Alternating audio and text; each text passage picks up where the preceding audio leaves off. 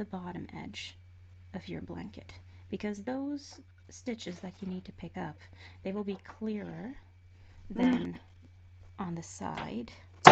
On the side, you'll have one kind of straight vertical line and then one diagonal line and then another straight one.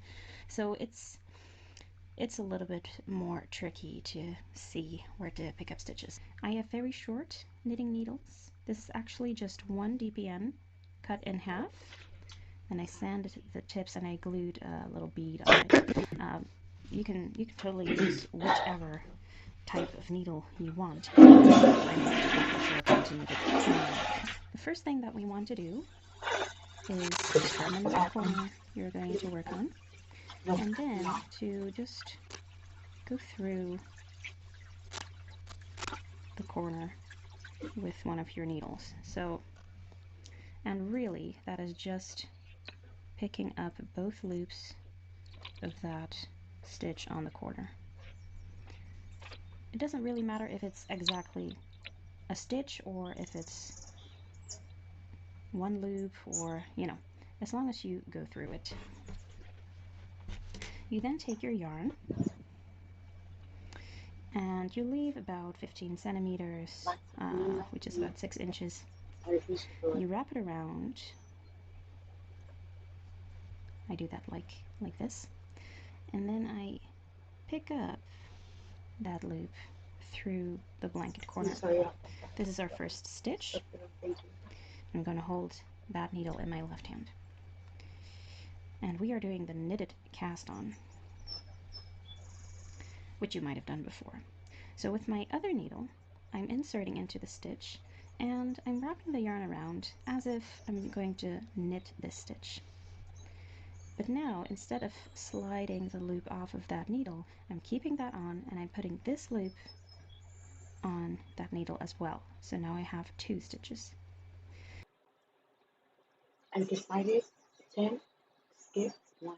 You still make the stitch though, because you want it to stay the same size. If you skip the stitch, you'll be making it smaller. So I'm not going to skip a stitch, but I do want a window. So every 10, I'm going to leave a hole. And I put it on. Then I insert in between these stitches again. Wrap around, pull up a loop, put it on the left-hand needle, and one more time. So we have 5 stitches. See? Okay. Now this loop, where it's attached to the blanket, it may pull a little bit large just because there's our thread end here. So pull it tighter whenever you feel like you need to. Now we're going to look at row 1 of the pattern. So it says row 1, right side.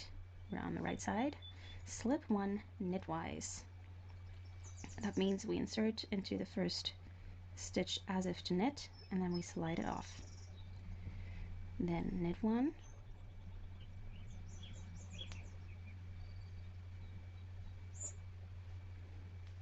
And at this point it might look a little bit weird.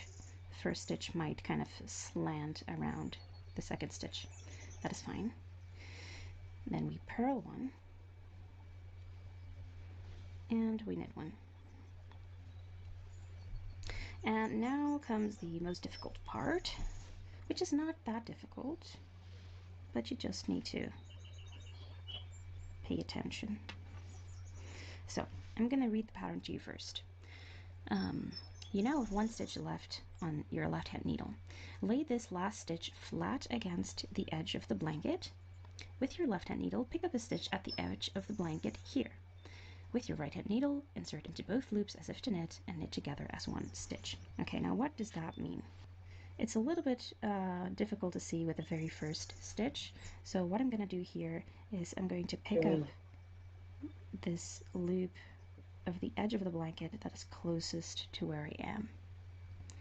Right? And that is one of the loops of the blanket cast off. So I'm going to go through there. Then I'm going to go through both loops with my right hand needle and knit them together. I'm going to tug on this beginning a little bit. There. Okay. This will become clearer on the next right side. So now we are turning to the wrong side and we look at row 2.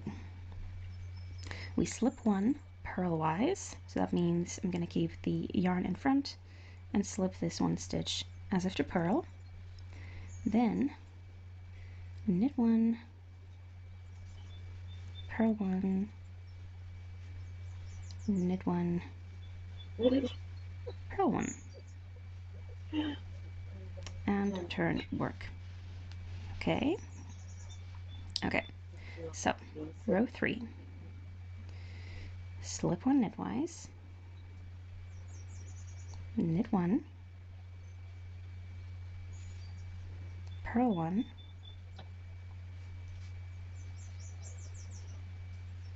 knit 1, and now we have 1 stitch left, and we want to pick up 1 stitch at the edge of the blanket and knit it together with this one.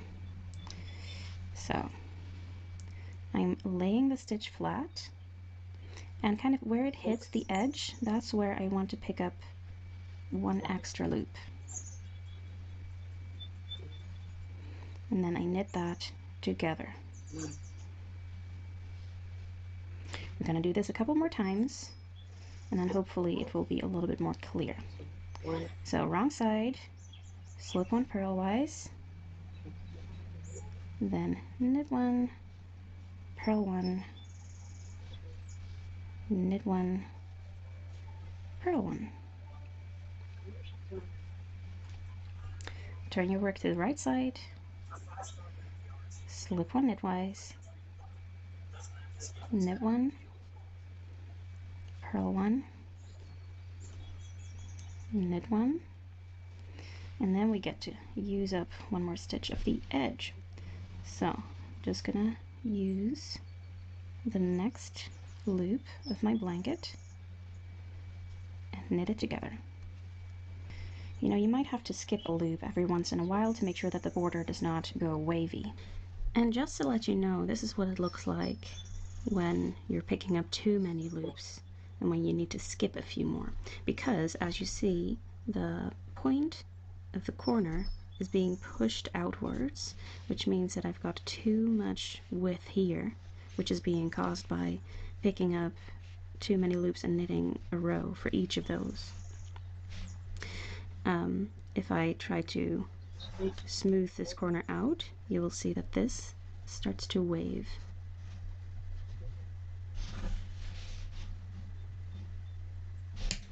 And if you just smooth it out and if you don't look at the corner, it will look like it is just completely straight, which might be which makes it difficult to see whether you're picking up too many loops or not. But I thought that showing you this might make it easier to notice. I'm going to show you a couple more times. So on the wrong side, we slip 1 purlwise, and then we knit 1, purl 1, knit 1, purl 1, and then on the right side, slip 1 knitwise, knit 1, purl 1, knit 1, and then with your left hand needle, see, I'm spreading it out a little bit more. This is the stitch that we used the previous right side row, and here is the next one. So I'm going through that and knitting it together. And that is how you knit this blanket edge. Now I'm going to show you how it looks when you've got a little bit more. What if wash day went your way? Want to see how we got here? Reverse the way. Here you can see it creates a nice little almost braided effect on the blanket edge. Then underneath that braid you see the color of the blanket peeking through. That's what you see here as well. There. And then the edge of the blanket has this really nice braided effect as well, and that is because we are slipping the first stitch of the needle. When you get to a transition from one blanket square to the next, you want to skip a few stitches. So you don't want the border to be wavy, so you might just want to pick up this stitch, right? And there's another one in the seam here, but I think this might be the last stitch I want to pick up, and then pick up this one next, so that it's kind of closing it in a little bit more. But now I want to show you what to do when you get to a corner. So I've just unraveled this bit so I can show you again. So I'm on the right side now, and for this right side I'm going to be using the corner here. So I'm reaching a corner. So again, let me do English style. So I am slipping knitwise, knit one, purl one, knit one, and then I'm picking up a stitch at the corner and knitting that. And when do you know when you're at a corner? Well, for me, it's just when I look at the square and there's really not a stitch, you know, above this. The stitch that I would pick up next it kind of belongs to this edge, right? So I would be going sideways. Before I do that, I want to knit upwards. So let me just give you a little visual representation of what we're going to do. We have the blanket corner here. I have my blanket edge, and we are now going to knit a couple more rows so that this sticks out, right? We are going to knit that, and then we're going to bind off some stitches here, and then we're going to turn. We will still have one stitch left over here.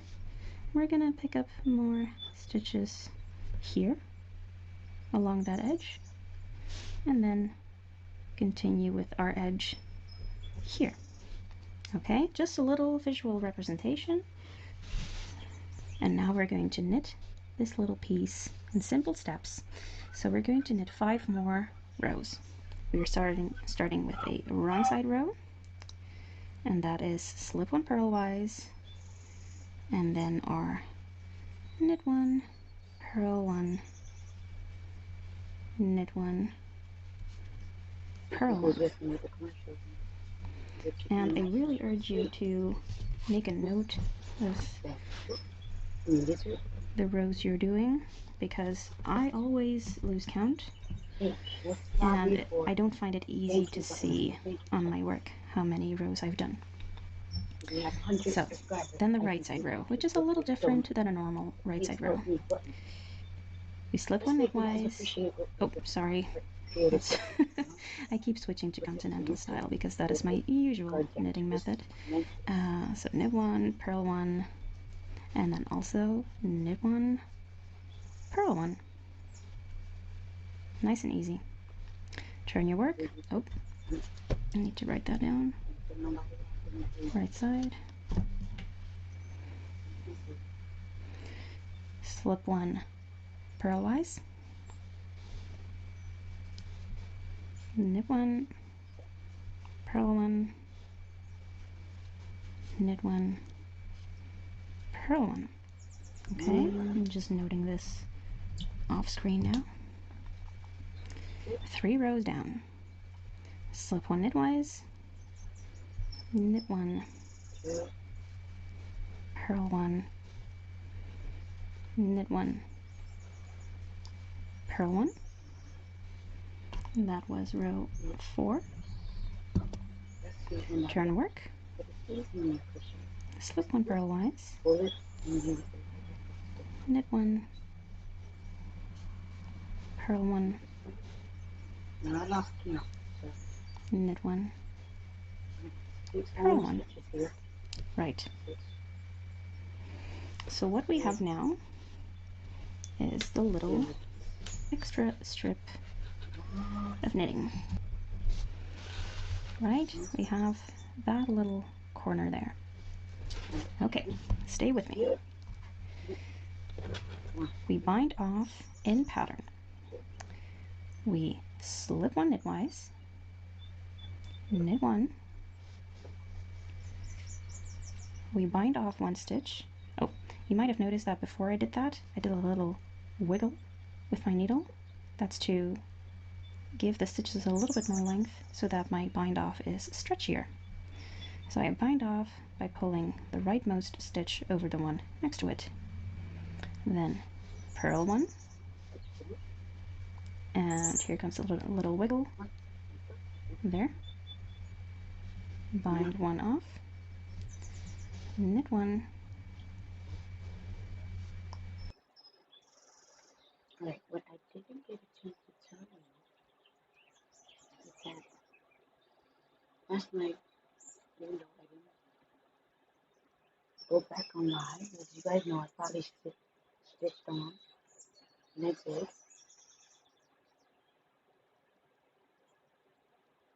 I found an extra scrap of colorful, very short but colorful. Can you guys see that there? It's like a solid green, a solid navy blue, and then there's that strip there of colors. Here, you see, again, it makes it look like collage, in a way, not mosaic. It's just a collage. But it's supposed to be harmonious, so I think I have enough of the solid colors. I think I need to introduce another color. So I showed you guys this one earlier. Yeah, it's been through something. So this is gonna probably take me a minute and some change to find the beginning, find out if it's the right beginning I need. But the good thing is this whole mess becomes less messier as you go. I'm just looking for a beginning here. If not, sometimes, if for time's sake, you gotta create a beginning. Create a new beginning and start from there. Many times in life you have to do things all over again.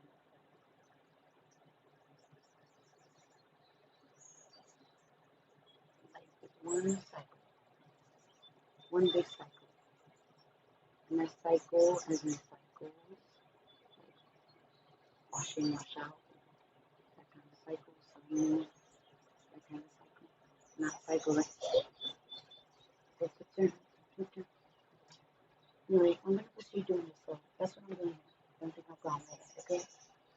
Just actually don't worry about it. I don't know where it comes from.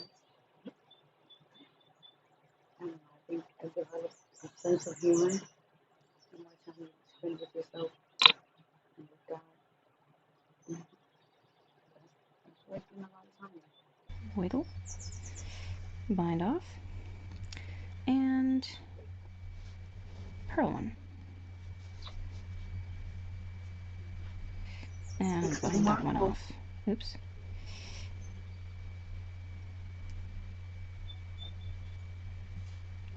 Okay. I'm going to slide it on the middle of the needle and do some more 20 years ago, 25 years pulling. ago, when I used to sit on my desk, there. you know, I would have Doesn't my that look goals and nice? what I could. Okay, Oh, so we have one stitch left, which is almost always the No. case on And a it's bind off fine. row, Couple of years, but quite a now couple we are years not later. going to snip the thread and pull it through But you could go unless coffee you want to between use a the different moment. color here, which could give a nice effect, Not a main cold coffee. but we are going to Because continue room temperature coffee with before, the same color. you guys get the point. What we want to do is pick up 3 stitches here. We have 1 stitch here, and we'll pick up 3 stitches here, which means we'll have 4, and then we'll pick up 1 in that loop there.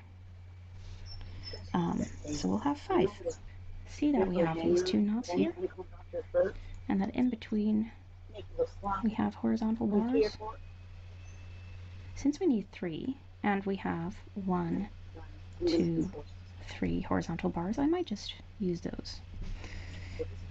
So I'm just picking this one up like this, and then you could knit it through the left leg, but I'm just going to go easy and knit through the right leg. Then again, picking up here, 2, and then 3.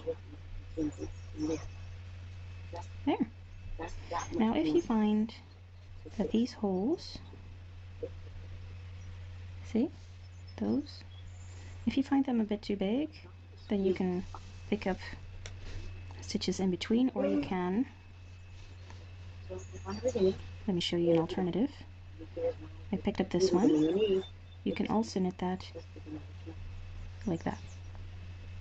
Where's my yarn? Oh. Because then it kind of makes that tighter.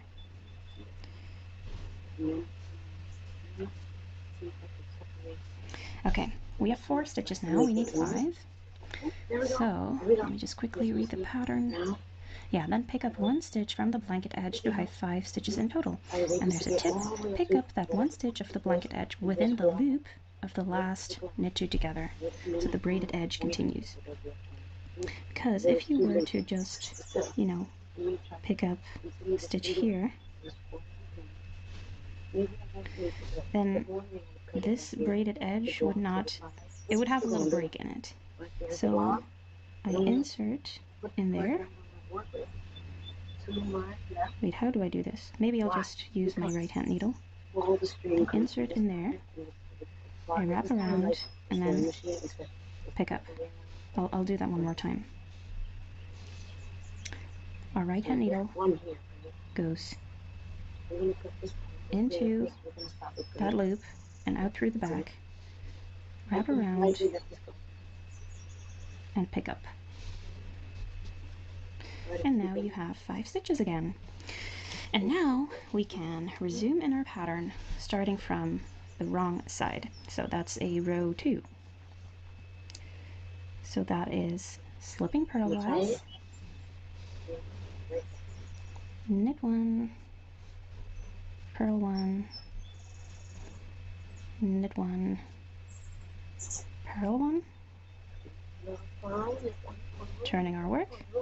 We're on the right side, slipping knitwise, knit 1, purl 1,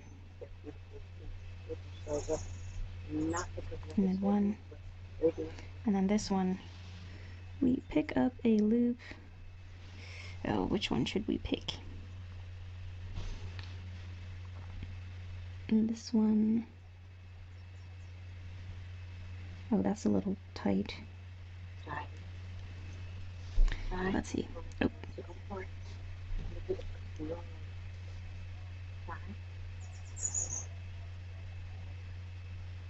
Oh, this one. Okay. So, this one. And we knit it together. Same as we've done before. And you'll see that the braided edge turns a corner and then continues.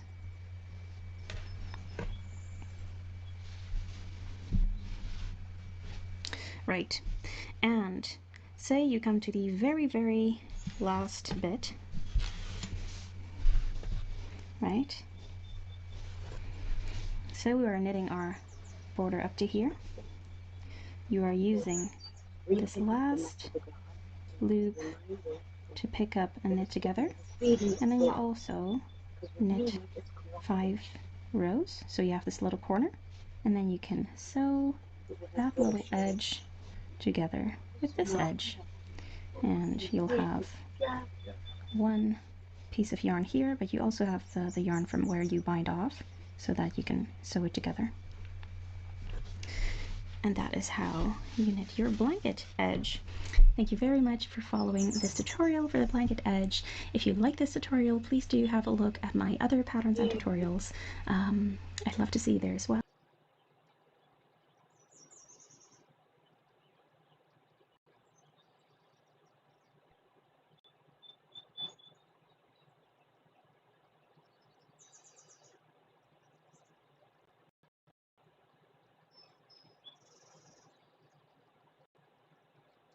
You can find me on my website, newleafdesigns.nl.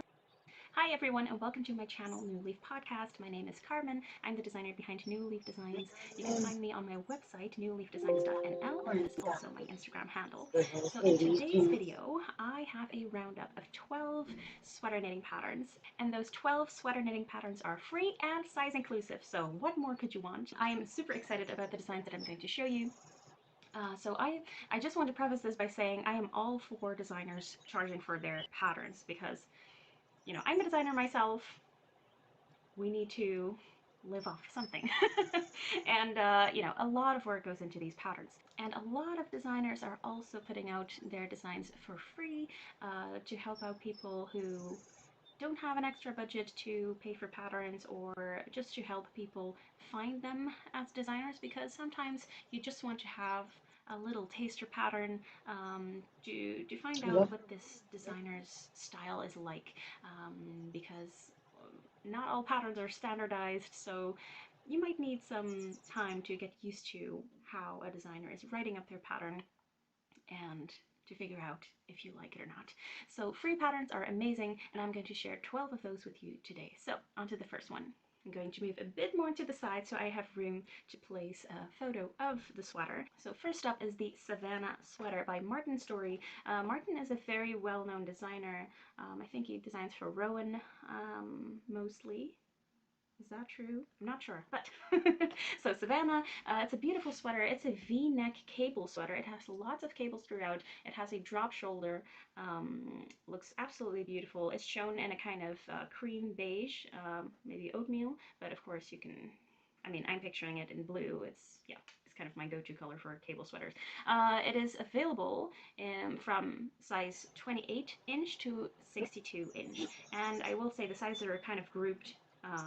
Like the smallest size is 28 to 30 inches, and then the next size is 32 to 34 inches, and the largest size is 60 to 62 inches. So a very generous size range. It's available for free. You do need, oh, right, and I will link all of these patterns in the description below. It is available in English, French, and German, and you will need a Rowan website account for it, and then you will be able to download it for free. So I will be linking that down below. Yeah, just a beautiful sweater by a very experienced designer. So if you want some cable goodness into your life, this is the one. Up next is the Canvas Jumper by Irene Lynn, and Irene is, I'm not sure actually how long she has been designing, I think for a couple of years, but I've only recently discovered her through Instagram, and I absolutely love her patterns.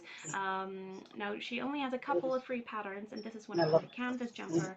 I will say that size-wise, it's a little bit confusing for me because she has 7 sizes, from XS to 3XL, but they're only like 1 inch apart, which is a bit like that is very, very detailed and specific to have a 36 bust size, but also 37, 39, 41, 42. It's just very, very specific. So that does kind of yeah, strike me as a bit odd. So the largest size is 46 inches, which is not really. It is supposed to be worn with 4 inches of positive ease. So the bust circumference is 46 inches, so it should give a largest finished circumference of about 50 inches. So size-wise, this is probably the least inclusive one of the bunch, but still, I'm finding that from the pictures it looks very oversized, so it might have a little bit more range in there than it specifically says. It's available as a free Ravelry download, so I will be linking the Ravelry page down below. So about the sweater, it is a top-down sweater. It's a yoke sweater, which means that it has increases placed regularly around the yoke, and it is also a fade sweater, so that is amazing for using up basically random yarns. So because I'm imagining that if you're a knitter with a smaller budget, that you might not have a lot of skeins of the same color, so that's also why I put this sweater pattern into this roundup. So the canvas jumper by That's why when you buy material, you buy in bulk. Next up is Stagione. At least Because when you go back, there's no I think guarantee. Stagione. It's But like they will season, right, in continue. Italian? You never know when they stop I with only that know pattern, that color. Italian pizza names, I'll be honest. And when they Stagione by just Courtney continue. Steinhauer. And then It's when available that's in because it's going sizes to continue extra to fall. small to 6XL, Unless which you're like me. is 38 inch. That seems large for extra small.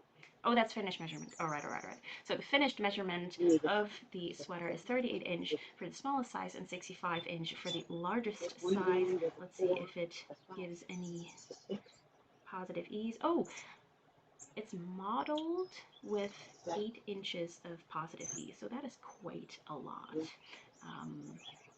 That is quite a lot. So that means that for the largest size, which is 65 inches, with 8 inches of positive ease, that means you have a bust size of 57, perhaps 57 inches. But, 8 inches is a lot of positive ease. Most sweaters are also able to be worn with maybe 4 inches of positive ease. So yeah, it's a beautiful sweater. It's kind of, what is the construction? I'm not sure if it's top down or bottom up. Oh, interesting. All right, I read up a little bit about the construction, and this is very interesting. So it says the sweater is worked in 2 pieces, flat from the center to the edge of the body. So it seems that it's knit from the middle to the outside. So that you start with the middle line of the body and then you work towards the sleeves. That's very interesting. But also it has a very nice stitch detail on the shoulder. I will include a better picture of that. And I just thought it was beautiful and with a very generous size range. So that is wonderful. So yeah, that was the Stagione sweater by Courtney Steinhauer. Up next is the gingerbread sweater by Espace Tricot.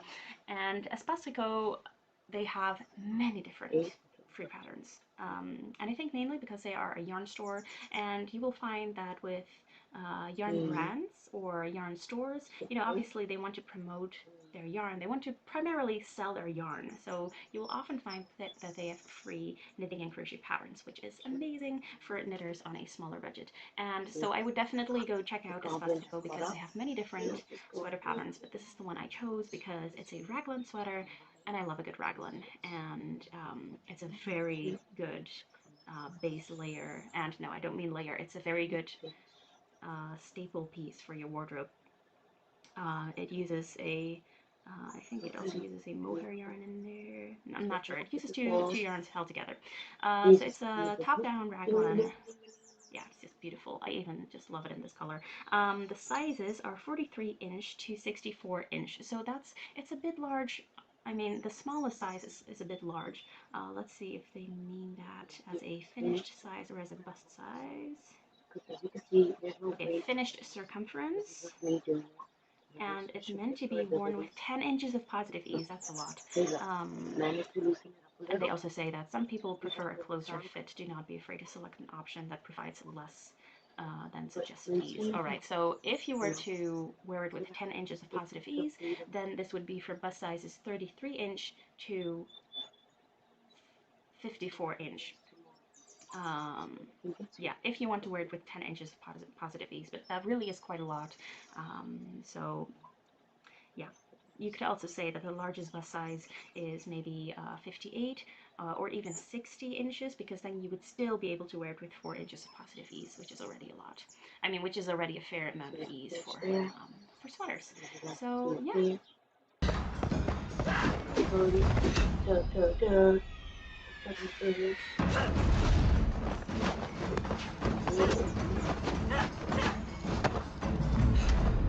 Taking down because I have a good one because look at this. You attack me without a weapon. Why? Tuck a little bit.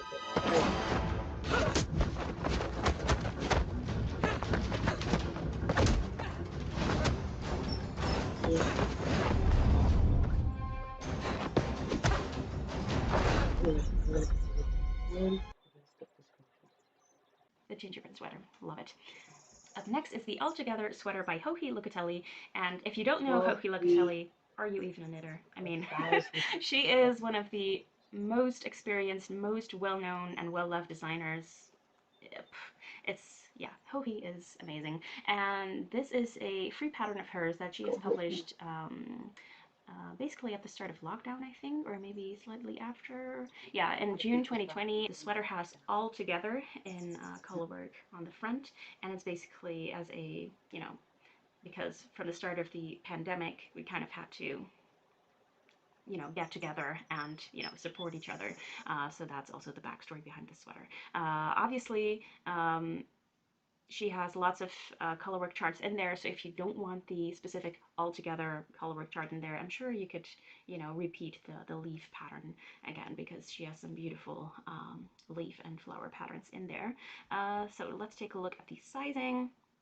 The sizes are from extra small to 4XL. And what does that mean in inches? Because I'm always looking for the inches and not the, okay, what does this designer think is median? Because it might vary. So it says bust circumference. Okay, there are finished measurements for the bust. The smallest size is 46 inch and the largest size is 68 inch. And it is suggested to wear with about 10 inches of positive ease. So again, that would mean that for the smallest size, you would have a bust size of 36 inches, which is technically a small instead of an extra small. So it's a little bit wanting on the smaller side, to be honest. The largest size is 68 inch, which with the suggested amount of positive ease would mean a bust size of 58 inches. Oh, it does say that it has a little bit of a note about the sizes. This sweater uses a very large colorwork motif for the letter section, so for the text. The pattern could not be resized to adjust for each individual size. The smallest sizes have more positive ease, otherwise the motif wouldn't fit. Okay, so that's why the smallest sizes are a bit large. However, every effort has been made to adjust the design so that the neckline and the sleeves fit perfectly. For the larger sizes, we use a very simple dotted floral chart on each side of the main panel to make up for the stitch count difference. All right. Okay, but I wanted to know about the construction. Okay, it is top down. Yeah, I think it's top down, drop shoulder. I think that is it, but it doesn't really say in the description. I'm just reading from the Ravelry tags. So this is also available as a free Ravelry download, so I will be placing the Ravelry link down below. Then we have the Flax Sweater by Tin Can Knits, and this is, I think, one of the most well-known sweater patterns ever. Tin Can Knits is amazing for their sweater patterns, and Flax is one of their free patterns. They have a couple more free patterns, so definitely check out just the designer page. They also have a baby flax, I think. I'm not sure if it's called baby flax, but yeah, the size range is huge. So sizes available, it says. It starts at 0 to 6 months. So they have various kit sizes up to 8 to 10 years, and then the adult sizes start at extra small to 6XL. And let me just give you the the chest measurements for the adult sizes. Yeah, so it starts at 31 inch. See, that's a proper extra small measurement, I think. Sorry, that might seem weird to say. But so the smaller size range is also just very well represented in this pattern. 31 inch to 66 inch. Again, just you can't go wrong with Tin Can Knits. They are amazing, size inclusive wise. And I think it is top down. I've knit this sweater and I still can't remember. So this is yes, it is top down. It has raglan sleeves and it has this kind of garter stitch detail on the side of the sleeves, which if you don't like it, you can of course omit it. So yeah, top down in the round raglan, beautiful. Yeah. you can't go wrong with This tin can knits. I flies mean, is this is my biting my go-to for foot. baby knits. Right, so next up isn't technically a sweater, it's a crop top, but still wanted to include it because it is the Summer Secret Crop by Jessie Maid Designs, and Jessie It's Maid hot. is known for her size inclusivity. So the sizes available are Catch extra skin extra small cancer. to 5XL to fit a bust measurement Not of. perfect. I always like that wording because then you know it's the bust measurement of Mm. the person and not the finished measurement of the garment. So to fit bust measurement of 24 to 26 inches for the smallest size, and where yeah, and 60 to 62 inches for the largest size. And all of the sizes are pretty close together, so you have 24, 26 inch, 28, 30 inch, 32, 34 inch. So and it's just a very cute crop top. I'm thinking it's bottom up. Yes, it's a bottom up design. You start with some ribbing and then it's stockinette, and then you have your The straps government that has cut up. crisscross in the back, which is So really, really cute. It only uses a small amount of yarn, so if you have a special skein or two in your stash, then you can easily get this top out of it. A side note here. The Summer Secret Crop will be available for free for the duration of the COVID-19 crisis. Okay, so it's still free right now on 17th of April 2023. But yeah, it might not be free forever. I mean, who knows how long this is going to continue, right? Or whenever you're going to be able to say that it is over. Right. So it is free for now. Go and grab it. Yeah, I've already knit a crop top by her, and it's really fun. Yeah, it's just a really fun knit actually also. Right, so on to the last 5 patterns. Next up is a top, not a sweater, but a top called the Picnic Folks Top, and it's actually by a very new designer, Wan Cheng Hua. Sorry, I might be saying that wrong. Wan Cheng Hua? Yeah, I'm thinking it is.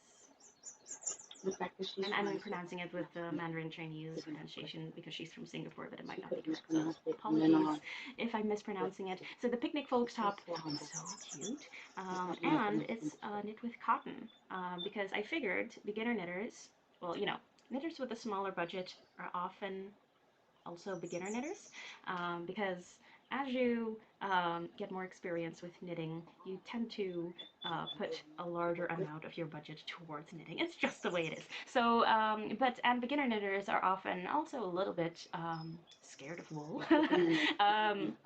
So this is a cotton knit, which I thought was very nice, and it just popped up on my Ravelry new designers page, and I checked out her Instagram, which is nitty-gritty _ SG. I think for Singapore.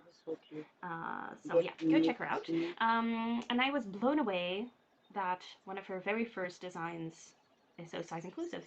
So it is available in 9 sizes, and the smallest size is a 31 inch bust, and let's see, that's the garment bust circumference. Good. Yes. Okay. So that's the garment, the finished garment circumference. So the smallest size is 31 inch. So that's pretty small. And the largest size is 63 inch. And it's designed to be worn with about 2 inches of positive ease. So it's pretty snug. But again, it's a summer tee. So you usually have a bit less of positive ease because for sweaters, you know, in winter, you're going to be wearing them over another layer. And with summer tees, not really. So so there's less positive ease, 2 inches, so that leaves for the largest size that you'd have a bust size of 61 inch. So again, it's a really, really nice size range, especially for a new designer. So yes, very, very well done. It's available in English, and she uses worsted weight yarn. Not sure I'm saying that now because I haven't said that for any other of the sweater patterns. So let's see. The Picnic Folks top is a summer shirt that is knit top down with a pseudo saddle shoulder construction. Very, very nice. The neckline shaping is done by knitting flat back and forth with lace work on the shoulders, and the neckline is then joined in the rounds. Very nice. So instead of short rows, as I usually see in a sweater, you first just knit the back back I and don't forth. do sweaters. And I will include, I don't do bras. I will have included a picture of the I don't do shore, socks. the lace design there as well, because it's not very visible from I'm the not gonna do nothing too personal. Ravelry pictures, but The socks. I did see a detailed picture You know, there's the on laundry either one sock of the monster. project pages or on our Instagram, so I will be Where do the sure socks to go? include that as well. Where do the socks? Yeah, I might actually just cast this one on this year because it just looks so fun. This is too easy. Right, so the next one. Next up is the Pope Basic Yoke by Pope Ferrara, and I'm so sorry if I'm pronouncing that name incorrectly, because I've been just thinking about it and I'm not sure. I'm not, I mean, I know she's a Spanish designer. I don't speak Spanish, so I'm very sorry. So it's a very simple yoke sweater knit from the top down, very easy knit, and very good basic to have in your closet. It's available in 9 different sizes. Let's see. Okay. It says this pattern has a positive ease of about 5 centimeters, which is about 2 inches, and it's already counted. So I think in the bust circumference total that she has already calculated in that positive ease. So this will be the finished garment measurement. The smallest size is 30-inch. And then the next size up is 32 and something inch. And then the largest size is 61 3/7/4 inch. Wow. So about 61 inch. So with the positive ease, that leaves you with a bust size of about 59 inches. So from 28 inches to 59 inches, that's a pretty solid size range. It gives you the yoke depth as well in the description, and the yoke depth is basically from neckline to your armpit, and yeah, you're going to want to check that as well, because if it's like too long, you're going to be left with poncho sleeves. It's knit with 2 yarns held together, and it's available in English and in Spanish, and also as a free Ravelry download. So I will be linking the Ravelry page down below. So down to the last 3 patterns, and 2 of those are cardigans. The first one, I'm not sure how to pronounce the name, it's by Amy Christophers, and the pattern is Au Sable? I'm not sure. Right, let's see. Okay. The Au Sable cardigan is named for the Au Sable River that runs from the Adirondack Mountains in upstate New York to Lake Champlain. Right. I'm just really not sure. So for the size range, it's a little bit weird, I will say, because it just seems like it's only for the large sizes. So let me dig into this. So it says it has sizes extra small to 3XL, but the finished sizes of the garment, the smallest size is 57 inch. Wait. I just said centimeters. Okay, backtrack. I just said the centimeters for the length of the garment. So the smallest size is 40.7 inches. Okay. 40 inches. So say if you wear it with 6 inches, that means that you have a 34-inch bust. The largest size is 66 inches, which means that you would need a 60-inch bust to wear it with the recommended amount of ease. There we go. Okay, so 34-inch bust to 60-inch bust, still pretty solid size range. Yeah, but again, so Amy Christophers has the largest size, a bust size for 60-inch. Which she then calls a 3XL, which I feel like is not really in line with what other designers are.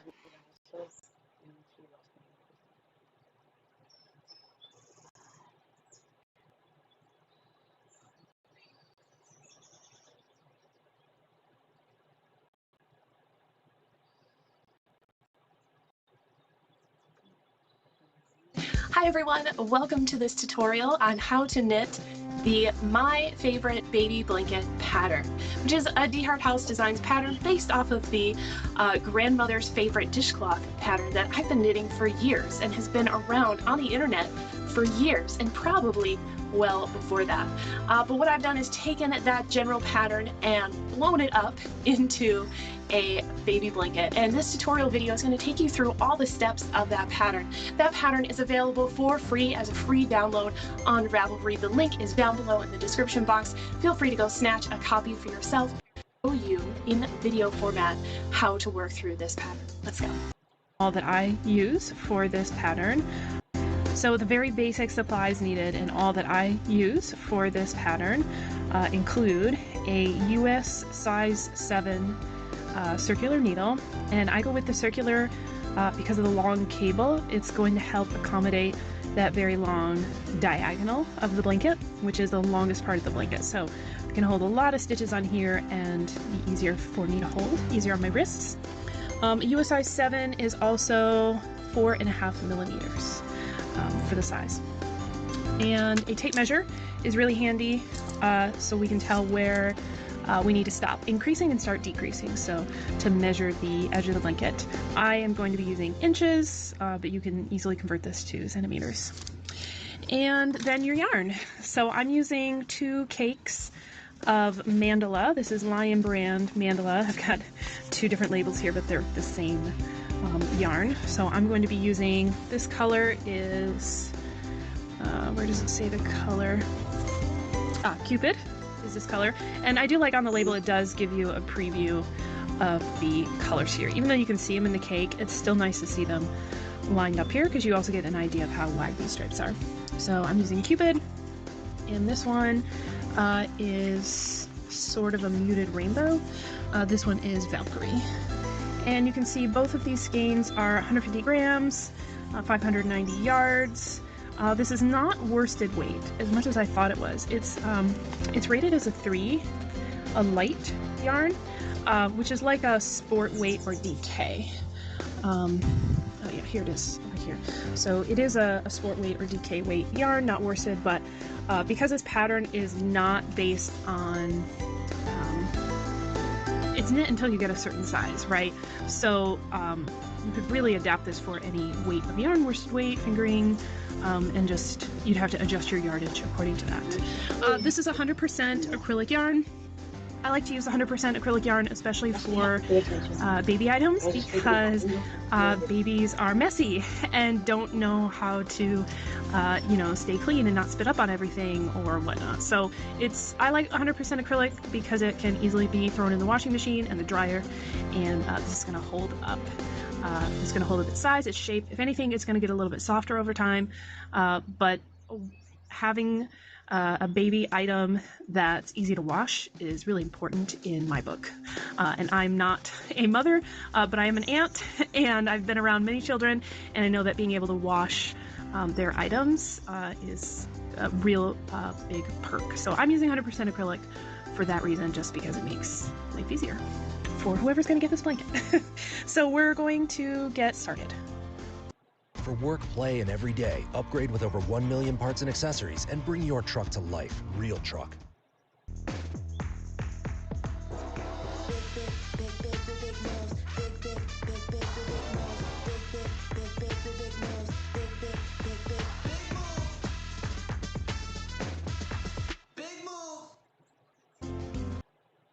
Tip 1.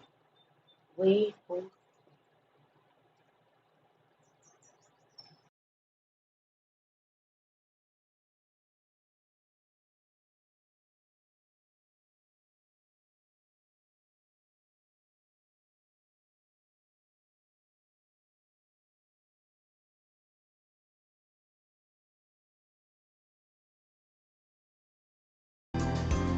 Alright, so I'm going to use a long tail cast on, and I like to use a long tail cast on because I think it looks clean, makes a nice edge. Even though this isn't a whole edge, it's just the corner, I still think it looks really clean, and also it counts as your first row of knitting. So, And if you ever knit it because it's your first time, you're like, what corner? It looks like.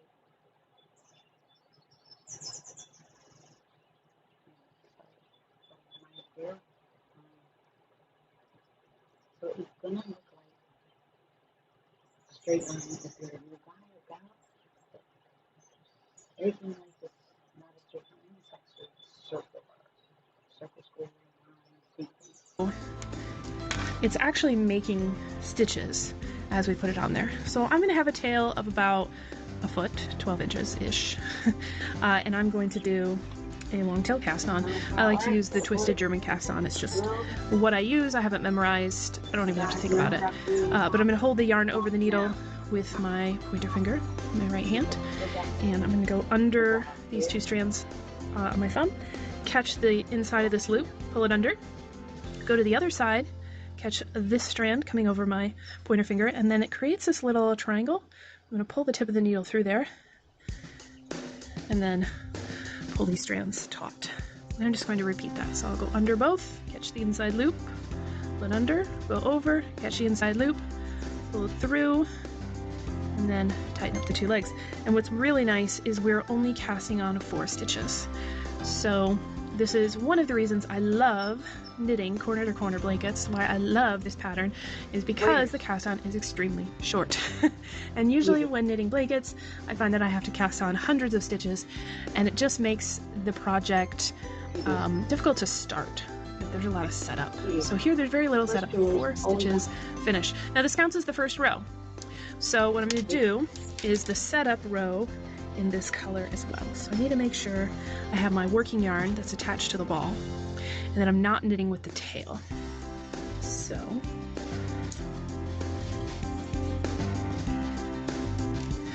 I have one of those pet peeves where I dislike when the yarn comes through the loop, when it gets caught in this loop. So I like to make sure that it's over. It's just one of those quirks I have. Okay, so what I'm going to do is knit, and I'm going to pull on that tail to tighten up that first stitch a bit. It's less awkward. I'm going to knit 2 stitches, yarn over, knit 2 stitches. Okay. First setup row finished. Now that's 2 rows in Cupid, so I need to bring in my second color. So let me find the end of this. There we go. I like to work the cakes from the outside in, just because if I work it from the inside out, once all this middle is gone, the outside bit tends to get really tangled. So I like to pull them from the outside in. Now, if I really wanted the stripes to go the other way, I would pull it from the center, totally. So, you know, choose that order based on how you want the colors to fall and play with each other. Okay, so now in my second color, I am going to work a pattern round. So before I start this, let me say every time we get to the yarn over, every single row there's going to be yarn over. We are going to knit that yarn over through the back loop, because what that will do is twist this stitch and make it act like a knit stitch, and it will close up that hole, so it will not leave a space. Usually a yarn over will leave a space, which is really nice in lace work to get those spaces, but I don't want those spaces on the edge of the baby blanket. So what I'm going to do is knit. Again, this first stitch is awkward, so I'm going to pull on that strand, tighten it up a bit, and then knit 2, yarn over. I'm already at the yarn over, so I'm going to knit it through the back loop, and then knit the last 2. Okay. Turn my work, yarn management, yarn over, knit until you get to that yarn over, which I'm there now, knit it through the back loop, and then knit those last 2 stitches. And so what we're going to do, hang on, let me manage my yarn here. Okay, so what we're going to do is repeat that pattern row every single row. So every single row, we are increasing 1 stitch. That's what the yarn over is doing, is adding 1 stitch to every row. Now, when we come across and knit that, if we knit it through the back loop, it will close it up and not leave this space.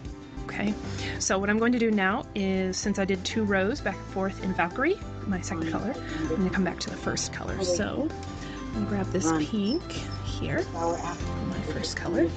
Again, with these first few rows here, make sure that you do have your working yarn that's attached to the ball, not the tail. So I'm going to knit 2 stitches, 1, 2, yarn over, knit until you get to the yarn over, and then you're going to knit that yarn over through the back loop. See how it twists it and makes it look kind of like a knit stitch? That's what's closing up that space. And then you knit those last 2 stitches. Turn your work and do it again.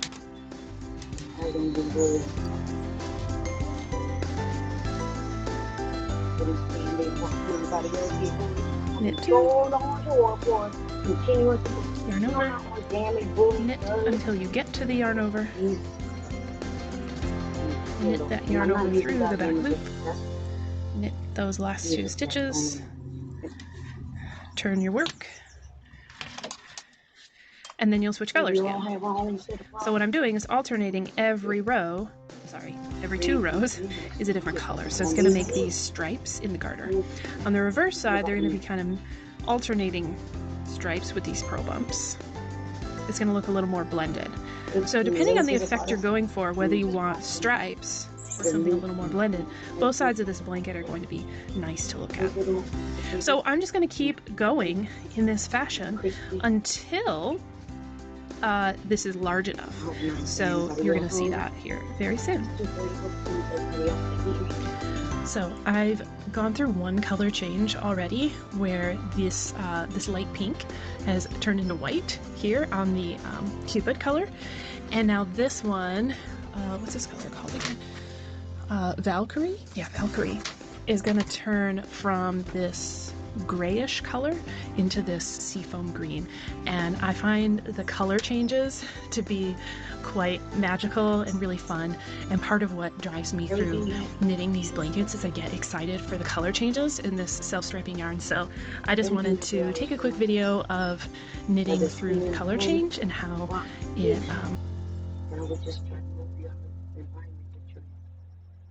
what sense does it make if you're like Just found my actual dream bag on eBay.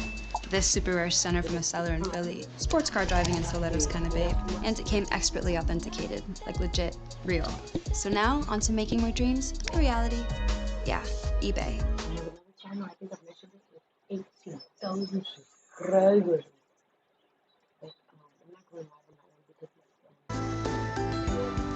There we have it. No more gray. Now it's going to be a seafoam green. So we'll have the green and white for a little bit, and then it looks like I will definitely run out of white before green. And then it will go into this nice, like a fuchsia color, and then transitioning back down to the light pink, which is awesome. This is going to be one of the cutest blankets. But yeah, I just find the color changes really, really fun. So for tip number 2, the beginning of a row here when you're changing colors. So I just finished with the green, gray transitioning into green, and now I'm going to do a white stripe. That first stitch is really loose because it's attached to the working yarn on a different ball. So for tip number 2, what I do is I want to tighten up that first stitch so it's not all loosey-goosey, because I want a clean edge on my blanket. I don't want super loose stitches here at the end that are going to get snagged on baby fingers or car seat buckles or whatever, right? I don't want really loose stitches on the edge. I want a clean edge. So what I do is, so the white is my working yarn for this stripe. And so what I'll do is, when I put my right hand needle in here, is I'll give that first stitch a tug, right? And oftentimes what I'll do is I'll actually wrap it around my finger and keep it taut while I knit the first couple of stitches. So I'll bring my working yarn through and I'll give it another tug, because it's going to loosen up a little bit as I knit. And so it just keeps it snug enough that it's not going to be falling off my needle, and I can get that first stitch in the white to have good tension. So that's a tip. When you're switching colors, that first stitch in the row is going to be loose, so hold that other working yarn in either. Talking about all that quantity cash made me hungry, so I'm gonna grab a snack or a cookie. Please forgive me for being human. Dug it up on the needle, and that'll give you a nice clean edge along the blanket as well. So the blanket has made it to the desired width across my corner to corner. So I have the corner where I cast on over here, and you can see the edge of the blanket along here, and my live stitches still on the needle. That's the diagonal of the blanket, the center. So I've knit this to be 3 feet across.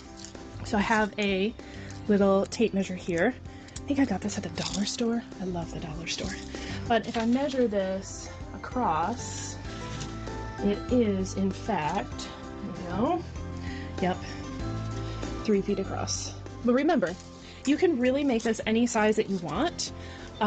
First thing to keep in mind though is how much yarn you have, okay? Because you need to be able to make it to that other corner, all right? So I wasn't sure if I was going to get 3 feet because I actually have, this Valkyrie skein is actually a little bit light. So I was weighing it to make sure I only used half of it for half the blanket, because I need to make sure I have half left for the second side, right? So it can be a little bit tricky to lay this so that the side is flat. So you can see what I've done is this table's a little short of 3 feet wide. I think it's 34 inches across. It's 36 inches is 3 feet. So I have it on a diagonal here, but I straighten out the corner where I cast on, and I work hard to straighten out this edge. I push these stitches back and let them bunch up on the other end. What you want to do is give it the slack over here so that this edge can lay flat for a little bit as well. That's going to straighten out this corner for you. So I know it can be tricky to measure, but if you can find a nice flat surface, table, the floor is sometimes what I end up using. This is not a terrible way, but also you can go by how much yarn you have if you don't have a certain size in mind. But I have a certain size and I got A wash and dry at the salon? Feels like forever. It's time to save you time. So now that I have reached the middle, I'm going to stop working the increase round and I'm going to start working the decrease round. There is no middle, you just go straight from increasing to decreasing. So this is the longest row right here going down the middle of the blanket. So here, what we're going to do is, with our decrease row, is we're going to be decreasing by 1 stitch every row. We were increasing by 1 stitch, now we're going to decrease by 1 stitch. It's going to give us those same proportions on the other side. All right, so I like to hold, I guess I could call this tip number 3. When working with 2 balls of yarn, I like to keep them on opposite sides. And oftentimes I'm knitting on the couch or in a chair in the living room. And so what I'll do is I'll set each ball next to my legs, one next to my left leg, one next to my right leg. And I try to keep them the same. So I've been keeping Cupid on my left and Valkyrie on my right. And it just helps me keep the strands from getting all twisted. So every time I turn back to the stripe side, I make sure that they're not twisted. And it just keeps my sanity, because when the yarn gets all tangled, it frustrates me. So this helps me manage that. Okay, so I worked the last round in yellow, so I'm going to switch back. And I'm going to finish this row of yellow, and I may do a couple like I did on this side, just to match it up, make it look like it was intentional. These look like army colors. Oh, cute. But anyway, yeah. So I'm going to finish this row and continue it. Maybe stop right here again in my next row. Row number 8. When I get to right here, I'm going to switch to another color. I'll probably end up going back to the blue. If you're wondering why I waited so long to use the blue again, it's because look.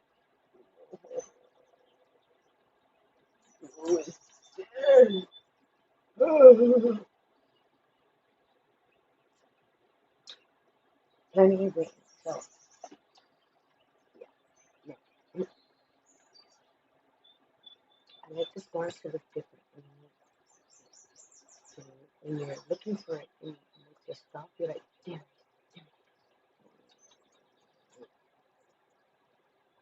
Too pink. And like I said, these are rather long rows. In fact, the longest rows of the blanket right here. I dare you to count your stitches. No, I don't, because I don't want to know how many I'm knitting actually. So what we're going to do on the decrease round is we're going to knit the first stitch. Okay, so we're going to knit the first stitch, then knit 2 together. So that decreases 1. Yarn over increases 1, which puts us back to the same stitch count. Okay, so I decreased 1, increased 1. Those cancel each other out. So I'm going to decrease 1 more. So I'm going to knit 2 together. Here. So I've decreased 2 and increased 1, right? So then I'm just going to knit across the rest of the row. Again, when I get to the end, I'm going to knit the yarn over through the back loop. So if you were keeping the yarn overs to give you that little eyelet edge, you're still going to get those yarn overs, and you can continue that eyelet edge if that is what you prefer. If you're knitting it as the pattern is written, where we close up those eyelet holes, that is still going to happen. So I'm going to knit across this row to the end and show you what the end of the row looks like. Okay, so I'm close to the end of the row. So just like before, we're going to knit until you get to the yarn over. Knit the yarn over through the back loop. Knit those last 2 stitches and turn. And then we will just repeat that row. And we will repeat that row until pretty much the end, right? So again, we're decreasing. So I'm going to knit 1 stitch, knit 2 together, yarn over, knit 2 together, and then knit until you get to the yarn over. Knit that yarn over through the back loop and knit those last 2 stitches. So each row will decrease by 1 stitch.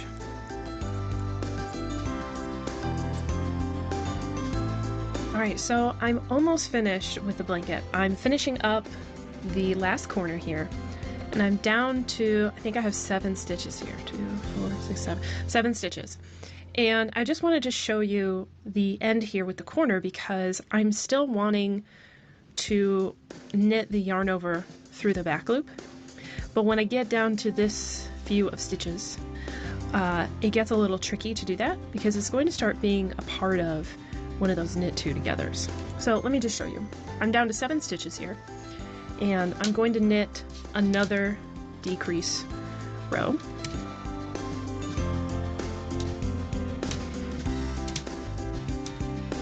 So I'm going to knit 1, knit 2 together, yarn over, and see this knit 2 together is going to involve this yarn over. So what I'm going to do is slip this stitch for right now. And I'm going to slip the yarn over through the back loop.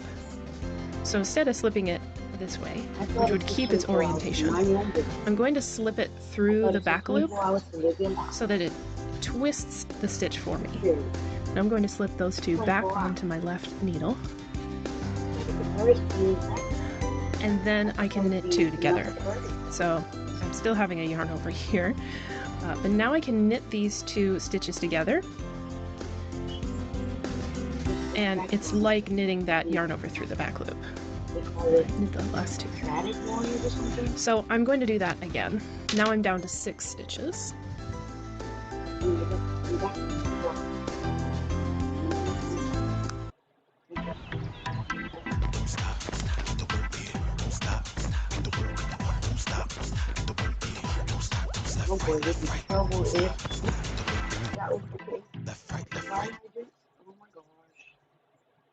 So you can't fix those.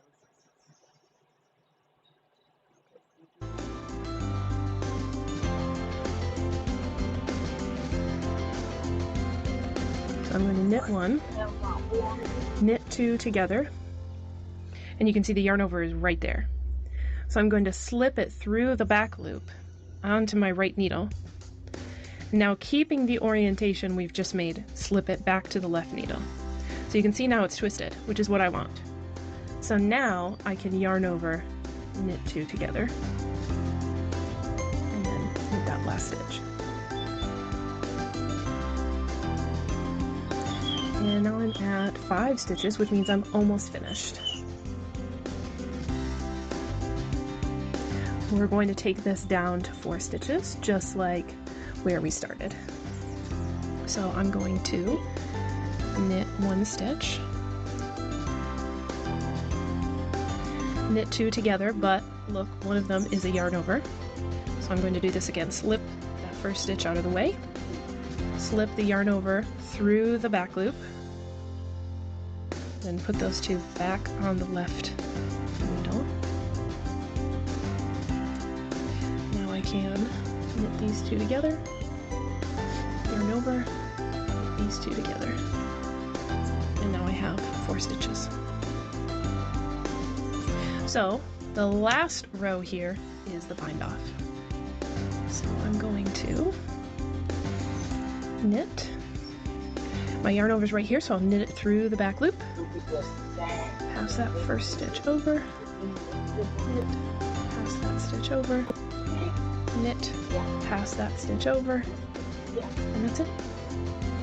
Now all I have to do is cut my yarn.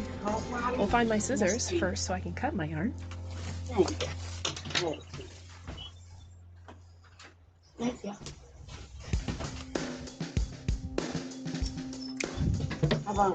And pull it through the loop. Try to tighten that up a little bit. There we go. And then I'll cut the previous color as well. So I like to leave my ends a little longer than 6 inches just because it makes it easier for me to work with. But I will weave these in on the back side and trim the ends. Give this a nice little soak, and the blanket's finished. But yeah, the yarn overs are a little fiddly at the end, but if you just slip them through the back loop, then it does the twisting for you, so it makes the knit 2 togethers a little easier.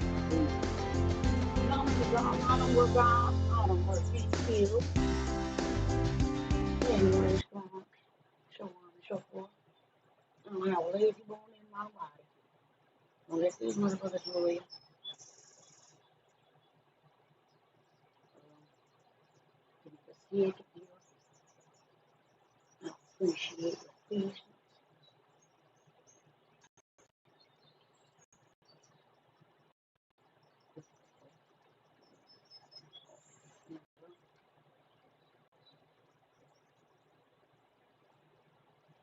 How much should good car insurance cost you a month? $80? $120? Nope. Try $38 a month. So there's a comparison shopping site that finds you lower car insurance rates based on your info. You just put in some information that the site needs to find you lower rates. Stuff like, Hi everyone, my name is Carmen from New Leaf Designs, and in this tutorial video I am going to show you how to knit toe-up socks from start to finish. These are the classic New Leaf socks. It's my newest pattern, but also in a way it's my oldest pattern because this is just my favorite sock recipe. I've been knitting socks for 10 years. I've perfected it along the way, and this is the result. I just absolutely love it. So in this tutorial video, we will be casting on for the toe, Judy's Magic Cast On. Then I'll show you how to increase, how to change color here. Then we're knitting to the heel. I'm going to show you how to knit the heel. It's a German shorter heel. Then I'm going to show you how to pick up stitches here to prevent any gaps. Then we're going to knit up, and then we're going to do the cuff and end with a very nice and stretchy bind off. That is what you will see in this tutorial video. The yarn that I am using is Scapious Metropolis. Scapious Metropolis is a wonderful sock yarn. This is perhaps my all-time favorite yarn. It is 75% merino, 25% nylon, and it is that perfect sock weight of 200 meters per 50 grams. And I'm using this yarn for the solid colored parts of the sock. And for the stripy part of the sock, I am using Scapious Downtown, which is a really fun self-striping sock yarn. It's got the same content, so it's also 75% merino and 25% nylon. It also has 200 meters per 50 grams, and it's just really, really fun to knit up these socks with self-striping yarn, and you just see the color changing, and it's really, really entertaining. I highly recommend using Scapious Downtown, this self-striping yarn, for especially for beginner sock knitters, because you just need a little bit more entertainment be meant to see it through to the end, but I believe in you. You can do this. This pattern is totally suitable for beginner sock knitters. We will get there. So the pattern, the classic new leaf socks pattern, you can find it for free on my website. I will link it down below. You can also purchase the PDF version in my shops if you'd rather have a printable version that you can have right next to you. The pattern is available for 6 different adult foot sizes, and you can get it down below. Needle-wise, you will need circular needles. I recommend 2.25 millimeter size and 80 centimeter length. You could also use double-pointed needles, also called DPNs. I will not show you in the video how to do that, but it will you will have some written instructions in the pattern for places where it differs. It doesn't differ a lot, so don't worry about it. If you're an experienced sock knitter and if you're looking for a challenge, then you can also choose for the 2 at a time option. I will have a specific tutorial video for this where I am knitting 2 socks at a time, and you can learn how to knit 2 socks at a time. I'm using the same size needle, just a bit longer. I'm using 100 centimeter cord instead of 80 centimeters. 100 centimeter cord is also totally suitable for just knitting a single sock. In the pattern, it also says how much yarn you need. For all sizes, you will need just 1 ball of Scapious Metropolis and either 1 or 2 balls of Scapious Downtown. So grab your yarn, grab your needles, and we will start casting on. So to start the socks, I'm going to take my yarn A, which is color 37 Istanbul for the color combination I'll be using, and my circular needles, and I'm going to be using both circular needle tips in my right hand. I want to hold them really close together like this. And I'm going to take the yarn and have about 20 centimeters or 8 inches of yarn tail, and I'm going to lay the yarn across the top needle, the needle that's furthest away from me, with the ball yarn going to the top here, and the yarn tail coming towards me. So like this. And before I start with the cast on, I want to twist these yarns so that the tail is twisted underneath. So now I've taken the ball yarn towards me, and the yarn tail is away from me. Insert your thumb and index finger in between those yarns and take them together with your other fingers so that you can tension your yarn. And now we're going to alternate putting the stitch on the bottom needle and on the top needle. The top needle already has a stitch, so I'm going to put the stitch on the bottom needle. Get a good grip on your needles, because the bottom needle sometimes wants to flip up like this, because it doesn't have a stitch yet, so that's why it's kind of moving around. And the closer your needles are together, the neater the casting is going to be. Okay, so we want a stitch on the bottom needle. We're going to do that with our index finger yarn. And our index finger yarn is going to go around that needle. And it does not really matter if you go around this way or if you go around this way. You just go around the bottom needle. Then another stitch for the top needle. We use our thumb yarn. And also we want to go this way is easier for you, then do that. This way is easier, then do that. And put your fingers back in this position. Many people that use this as so with the index finger, we go around the bottom needle and bring our fingers back to this position. With our thumb yarn, we go around the top needle and back in this position. Because if you put on a stitch and your hands are like this, then you're going to want to twist your hands back like this, because then you can do the next step. Otherwise, you might get a little confused. So we're going to keep alternating the needles. So the bottom needle is next. I can't wait. And if you're confused about which needle gets a stitch, then you kind of release the tension on your yarns, and you see that this one here is looser. So that's the one that I just did. It's on the bottom needle, so now I need a stitch on the top needle. And they always get their yarns from the opposite directions, so the top needle needs a stitch from the thumb yarn now. And there we go. And you always want to finish with a stitch on the bottom needle, because then you have an even stitch count.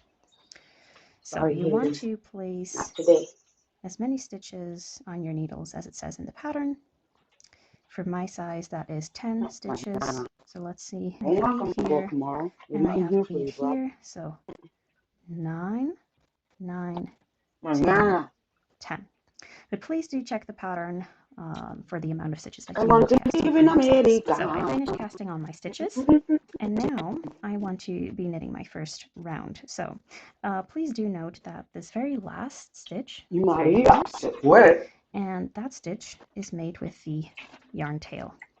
If that last stitch for you is made with the ball yarn, it doesn't matter very much, but you'll need to do one step differently, and I'll explain that in a little bit.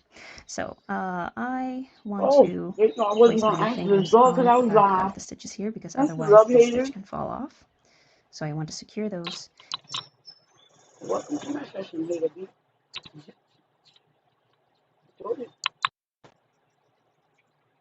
And I am turning my work with the needle tips facing to the right. I want to be knitting on what is now the top needle.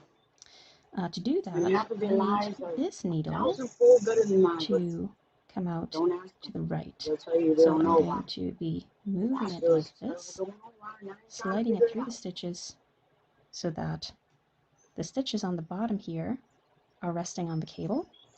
And I have enough room now so I can move both needle tips towards each other. And again, that last stitch, which is now the very first stitch that we are going to knit, is very loose. So I'm just going to place that yarn tail in my left hand right here. And I'm going to be knitting that first stitch with the ball yarn. Now, here's the point where I tell you what to do if this last stitch was made with the ball yarn. Then you want to, of course, hold that ball yarn to keep the stitch from falling off. And you want to knit that first stitch only with the yarn tail. Because otherwise you just can't knit it.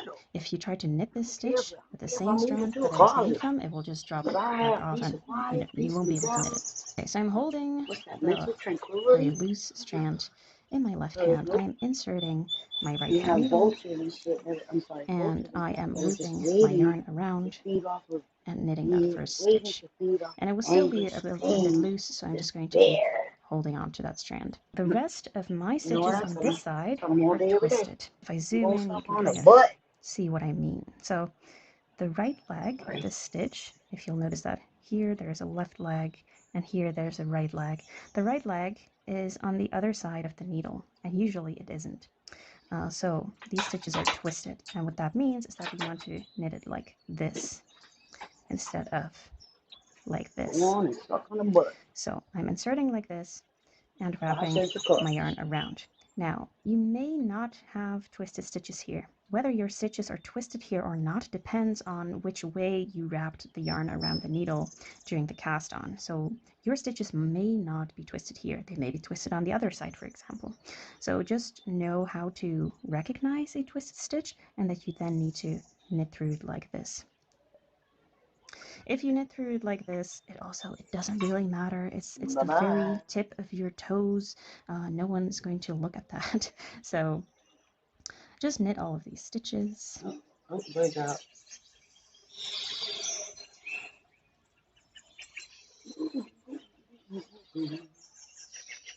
And then when you get to the very last one, your left needle will kind of drop off like that.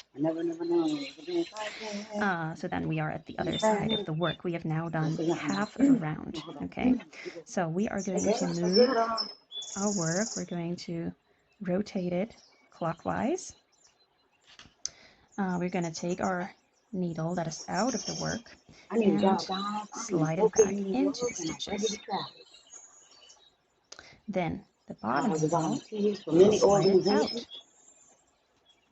And now we insert into this stitch, take our yarn, make sure it is the ball yarn, and wrap around and knit these stitches. Now these stitches are not twisted for me. Again, they may be twisted for you depending on which way you wrap your yarn around for the cast on. So I'll be knitting all of these stitches, and then we will have done one complete round.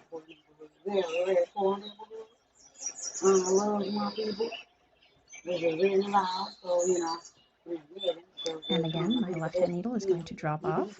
I'm going to be rotating my work so that this needle tip is facing to the right.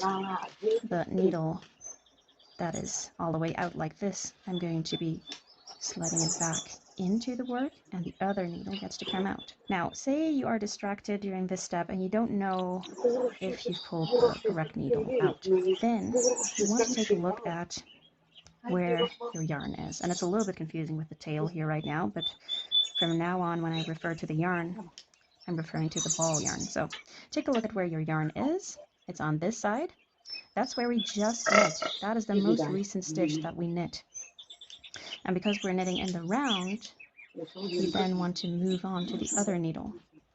So that's where the needle tip needs to be in the stitches. When your toe is complete, you'll get the hang of it. So again, we insert into the first stitch, and now we actually get to do an increase. So how do we make our increases? I do a knit front back increase for sock toes, and that goes like this. So I insert, I wrap around, and I pull through. That's basically a simple mid stitch until now, but then you don't let it drop off the needle, but you insert into the back of the stitch, so like that, and then you wrap around again, and then you've made 2 stitches in one, and we make this increase at 4 points divided across the round. So the first one is on the very first stitch of the round, and then we want to knit until we have 2 stitches left on this side, and do the next increase in this stitch. So a knit stitch, don't finish it, and then insert into the back, wrap the yarn around, and complete. And then you have 1 more knit stitch to do. And the reason why I'm doing this on the very first stitch, and then on the, not the last stitch, but the stitch before that, is to make it symmetrical. So if you look very closely, you can see that there's kind of this bump there. It's almost like a little purl stitch. So I have bump there, and on the other side is there. And if we were to have done this increase on the very last stitch, then the bump would be at the side here. And the way we've done it now means it looks symmetrical. So it's purely cosmetic, but yeah, this is the way I like to do it. So we are at the end of this side, so we rotate our work again. We move this needle into the stitches, and the needle where the yarn is coming from is going out. And we're repeating the increase for this side as well. So I insert, take my yarn, make a knit stitch, and then go into the back and knit another stitch. And then I'm knitting until 2 stitches are left on this side, right? And then doing another knit front back increase and the last stitch. We are going to be doing a lot of increases, but we're going to be alternating knit rounds with increase rounds. So right now we are going to be doing another knit round, and then an increase round, and then keep alternating that until you have your number of stitches. But I also want to show you something else now, because once you have a bit of fabric in between your needles, and for me it's usually after the first increase round, then you can kind of already fold your work like this so that you see like a mini toe. And the idea behind that is that we want to avoid ladders on the side. So you can imagine that if you're knitting like this, and you knit stitches there, and you knit stitches there, this is getting longer and longer, you're going to create some ladders here, because that is quite a gap between this stitch and the next stitch. So you want to make that gap as small as possible, and I find that it works best if I just try to fold the work, if I try to hold the cable to the left-hand needle. So I'm just going to really squish them together, insert my needle into the next stitch, and then just take my yarn and knit those stitches. And I usually keep holding on to that cable until I've knit the first couple of stitches. So let me show you again on the other side. Okay, we turn our work. Oh, right, and for the first 2 rounds, it's easier to look at your work like this and say you rotate it like this. But now, once you're folding it, you can also turn it like this. Might seem a little bit weird at the start, but again, this is a thing that you'll get the hang of. So you'll insert this needle into your stitches, pull the other needle out, and again, I am folding my work. I am squishing that needle, squishing that cable to my left-hand needle, inserting my right-hand needle into the first stitch, and then grabbing my yarn. And feel free to pull a little bit tighter on the first stitch, just to yeah, make sure that you don't get any ladders on the side. And then you keep knitting. So I'm almost at the end of my knit round. So then I do another increase round, then another knit round, and you keep alternating them until you have the number of stitches that is said in your pattern. So for example, I'm going to be knitting until I have 60 stitches. So that means 60 stitches in total. So 30 stitches here and 30 stitches there. I often get the question, how do you know if you've just done an increase round or if you've just done a plain knit round? And the key to that is that you want to look at those bumps that we create during the increases. And if that bump is directly below the needle, that means that you've just done an increase round. But if you can see a little knit stitch above it, it means you've just done a knit round. I've just done a knit round, so that means I need to do an increase round now. So let me make that first increase and show you the difference. So see that with my increase that I just made, that bump, that little purl stitch, is really hugging the needle. But on this side, I can really move it downwards and I can see that little V above it. And that's how you know if you've just done an increase round or a knit round.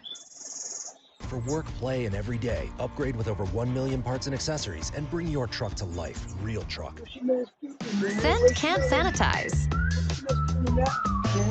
Lysol can. So after you reach your number of stitches that's specified in the pattern, you want that to be your total number of stitches. So for me, I have 60 stitches, which means 30 stitches on each of my needle tips. Make sure to finish with a knit round. So again, you can see that the increase is a little bit further away from the actual needle. Here you can see the knit stitch above that. And then we are going to be changing to the main color, which for me basically is downtown in Gallery Central. When you change to the main color, you want to attach it at the next color join, because I just think it looks nicest when you start the sock. Let me show you on my other one.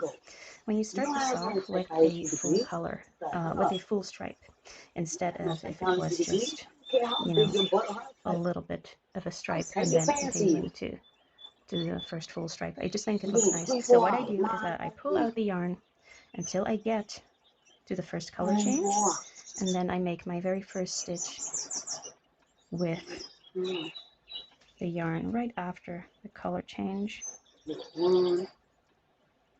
So I just attach it to my work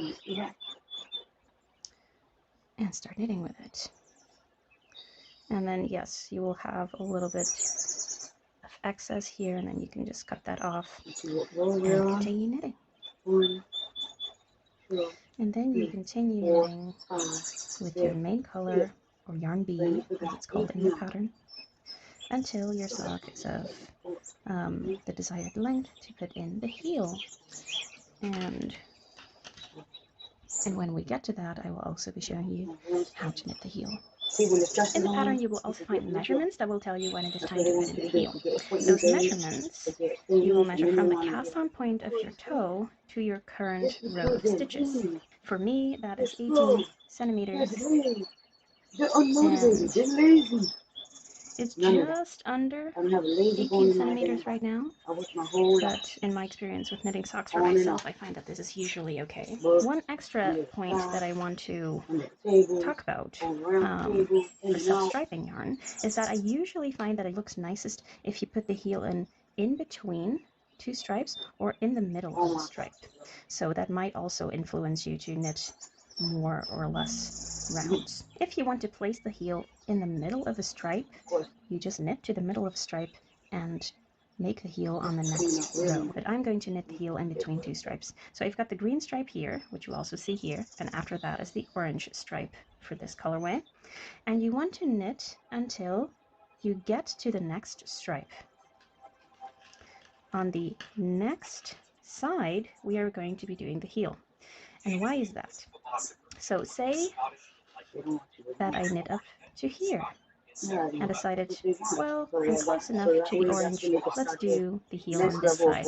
Then you would have the heel, and this little bit of green, you would have it on top of the heel, and you would have just that little row, or half a row of green, and I want it to be a clean line. So I've started the new stripe. I'm going to place the heel on this side.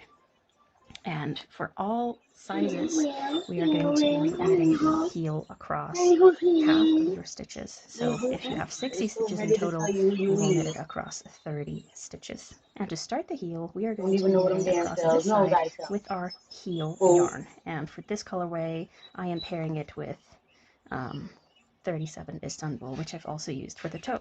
So we are going to leave this yarn here and knit across this half of the stitches with our heel yarn. So I've worked across half of my stitches in my heel yarn.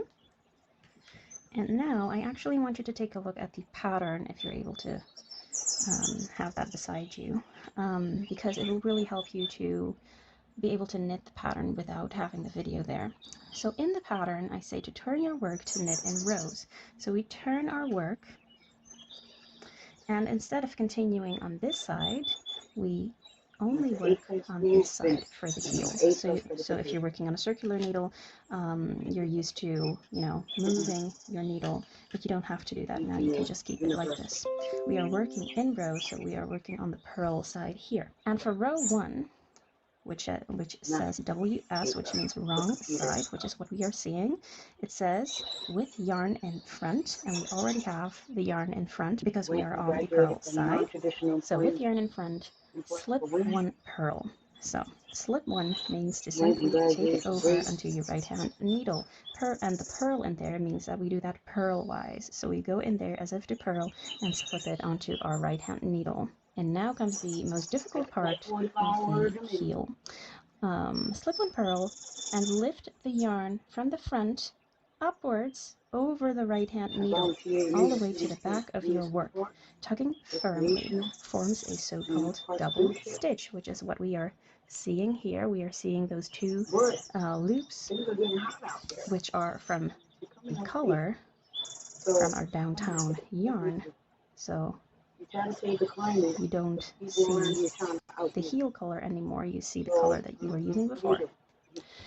Right, so this is a double stitch. Do not call this 2 stitches because it is just 1 stitch. It is a double stitch, and we will always treat it as 1 stitch. So then we have tucked firmly and then with yarn in front. So how do we move the yarn to the front again? Not like this, because then we are undoing the double stitch. So we are keeping the yarn there, but we are moving it forward through the needles. So as if you were doing a ribbon and you had just done a knit stitch, and now we are doing a purl stitch. We move it in between the needles to the front.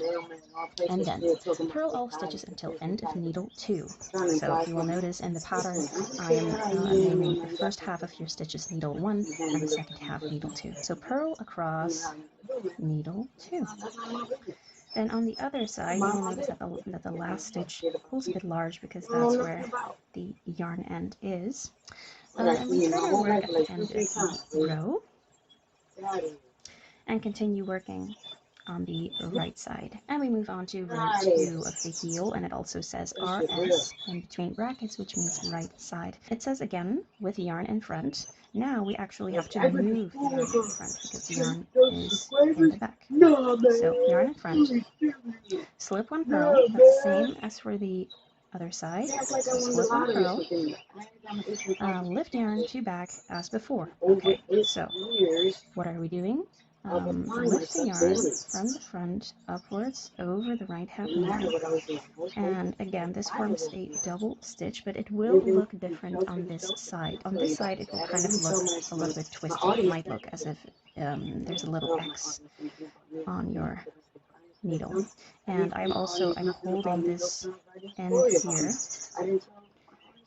because it makes it a bit easier. So it looks like this. So kind of like a little X, if you can see that. Alright, lift yarn to back as before, and then it has to stay at the back because we are doing knit stitches, and for knit stitches we need the yarn to be at the back. So keep the tension on and knit. And this time we don't knit all of the stitches, we knit until you reach the next double stitch. And for this one it's really easy to recognize because half of it is in a different color, so you will easily see it. You cannot even see the X that I mean here. So you will knit up until and including that last normal stitch, and you will leave that heel stitch on there. So we knit to here, to the first double stitch, and then we turn our work, and we are at row 3, which is basically the same as row 1. It says with yarn in front, and we already have that. Slip one purl, then move your yarn to the back and tug it firmly as we've done before. And then with yarn in front again, so move it in between those needles to the front. So your yarn has now basically looped around the right hand needle. And now we are going to purl our stitches until the next double stitch. So that is on the other side here. And it's a little bit more difficult to recognize this one because it is not in 2 different colors. But you might recognize it by the shape now. So you will knit all of these stitches up until here, and leave this double stitch on the left hand needle. So let me show you here. I have 1 regular stitch left and then 1 double stitch, so I'm going to knit that regular stitch. And now we take a look at the pattern. It says repeat rows 2 and 3 until you have a certain number of stitches, depending on your size, until you have that number of stitches left in between your double stitches. And what does that mean? Of course, now we still have a lot of double stitches, a lot of normal stitches in between the double stitches, because we have 1 double stitch here, 2 double stitches here, and basically we have all of these in between. So when these stitches, when you have a certain number of stitches in between, then you move on to the next step of the heel, which I will also show you in this video. Alright, so on to the second part of the heel, and let me explain to you where exactly that starts. So you finish your last double stitch on the wrong side, then you come to the right side, and then you do another double stitch. And after that, you should have an even number of stitches in between your double stitches. And for my size, I want to knit until I have 14 stitches in between, and I have that now. If I had just turned, let me just get this back on the needle. If I had just turned my work and not done the double stitch yet, then I would have 15 stitches, and that would leave me confused, right? Because it was an odd number of stitches. So you only count the stitches in between when you've already made that double stitch on the right hand side. So I'm knitting all the way across to my first double stitch, and we are knitting that double stitch as if it is 1 stitch, and you want to make sure that you go, oops, let me show you that correctly. You want to make sure that you really catch those both loops of that double stitch, and then pull the yarn through. And then you can turn your work, and let's look at row 2 of the pattern. So we have slip one purl again, tugging firmly. That just means to just tug firmly here. It does not mean to tuck the yarn to the back, because we don't want to be creating any more double stitches now. So slip one purl, tuck firmly, purl until next double stitch. So I'm at my first double stitch on this side, and here I want to purl it as if it is one stitch. So I insert my needle purlwise, and again you want to make sure that you have caught that stitch through both loops. You wrap your yarn around and you purl it as if it is one stitch. Michael's top-rated and best-selling supplies are on sale. Score savings on strung beads and fall floral stems, plus BOGO deals on canvas, frames, shadow boxes, and so much more. Hurry, sale ends soon. One night, after staying back late at his clinic doing admin, Dr. Tom was buried alive by... Then you turn your work again, so we're at the right side again, and now we are at row 3. The yarn is at the back and it stays at the back. Please note that in the pattern I'm not saying with yarn in front, so that means the yarn just stays at the back for now. Slip one purl again,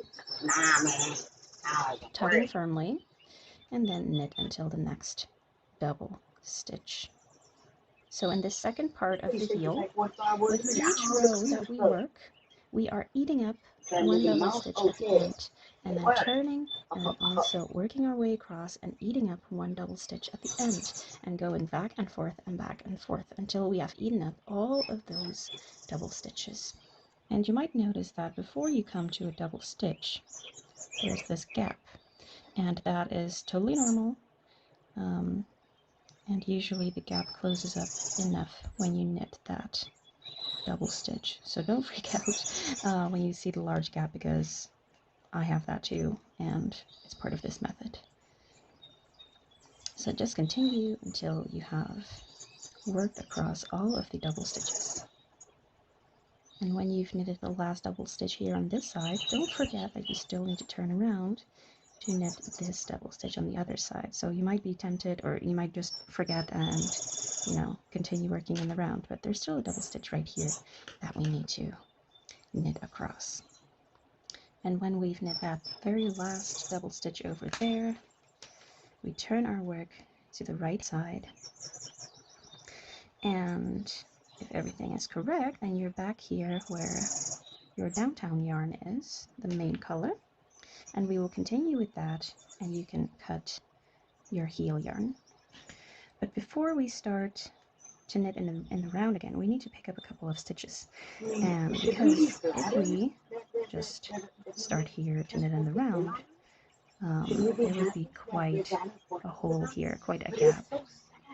So we want to pick up some stitches on this side, and we want to pick up stitches so that it doesn't leave a hole. So we don't want to pick up this bar right here. We don't want to pick up this bar here. Usually, yeah, if you look at your stitches, which are kind of built like a V, you don't want to pick up those side stitches. Those usually tend to create holes. But if you dip in there and take the horizontal bar, it tends to hold things a little bit tighter. And I tend to pick up stitches from this first column that comes from this first heel stitch. So you want to pick up 1 or 2 bars here. Doesn't really matter. If you pick up 2 bars, you're less likely to have a hole, because you know you fill it up with 2 stitches instead of 1. But you can also just pick up 1. Just make sure that you pick up the same number of stitches on the other side. So make sure to remember. So I'm going to dip in here and take 2 stitches. And I usually take up the stitches of the main color instead of the heel, because I think it looks nicer. And I lift them on the left-hand needle, and then knit across. The stitch is a little bit loose because my yarn ends are here. And then I just knit across this side of the sock Time snatcher, and do the same reality on the manipulator, other side. false witness, Here we are on the lying other horse. side of the heel. And here as well, I'm going to look at the column of stitches that comes from that first heel stitch. So the first column on this side. And here it basically works the same, but I'm also going to knit them on this needle. So it's a little bit of maneuvering with your needles here. So from this column, I'm going to pick up 2 bars, and I'm going to knit them on the right hand needle, so that all of my extra stitches are now on the heel needle. And so you want to make sure that if you've picked up 2 stitches here, you'll pick up 2 stitches here as well. And you know, if you pick up 1, then you just pick up 1 here. And these stitches, you will keep them for, you know, maybe 1, 2, or 3 rounds, and then you will decrease them away one by one, so you won't decrease 2 stitches at once on a side, but just you knit a couple rounds, decrease 1 stitch on each side, then you knit another round and then you decrease the second stitch on each side. Or if you think, well, I'd like some more room around my ankles, then you can also keep them for a bit longer.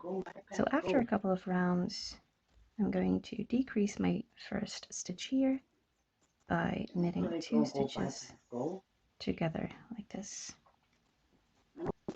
I will do the same on the other side, then knit around, and then do the same again. Alright, and I'm ready to start the cuffs on my socks. And let me just give you a quick rule of thumb for when I start the cuff. So usually, I fold my sock flat, like this, and the finished sock, I want it to line up with the cast on. So that would mean doing this much of ribbing, and I think I want to do that much. So, but with the self-striping yarn, you can also very easily count the stripes that you've made. So for my side, I've knitted 10 stripes here for the foot, and then I've also knit 10 stripes for the leg. One other thing to keep in mind when working with self-striping yarn is when exactly that you switch to the cuff color, because I have quite a bit left still of the blue before it changes to the pink. I probably won't be able to do a full side, but I don't really need to, I think. So I think I'm just going to continue on until I'm just before the color change, and then change color to the cuffs. So let's see how much I can still do. Coming up to the end. Okay, I can probably do one more. Okay, but I can see some purple seeping into those stitches, so I'll stop there, and then I will change to the cuff color. And with the cuff color, you're gonna want to do 1 full round of just knitting. And let me show you why, because if you do a knit stitch and you change color, it looks fine. But if you do ribbing right away, then it will show, because a purl stitch will take the stitch underneath and pull that back up. So you will see that. So that's why I'm going to do 1 full round knitting first. And when I've knit 1 complete round of the cuff color, then I will proceed to actually knitting ribbing for the cuff. The ribbing that I'm going to do is knit 2, purl 2. I'm going to end this side with a purl 2, switch to the other side, and then knit 2, purl 2. Now you can see for the purl stitches here that it's not lifting up any of the blue anymore. So I'm going to be continuing this knit 2, purl 2 until The cuff is the desired length, and I usually knit between 15 and 20 rounds of ribbing, but I know many people dislike ribbing, so feel free to do less. But I do want to say that a longer cuff is really nice for the fit. So go ahead and knit your cuff. To cast off the cuff, we are using Lori's Twisty Bind Off, which is a very stretchy bind off and very suitable for socks. And the thing I like about this cast off is that it gives you a very stretchy edge, but that when unstretched, it is still straight. It is not flaring out like some other stretchy cast off methods. So that's why I really like this. If you do it correctly, you'll see a kind of a zigzag shape at the edge.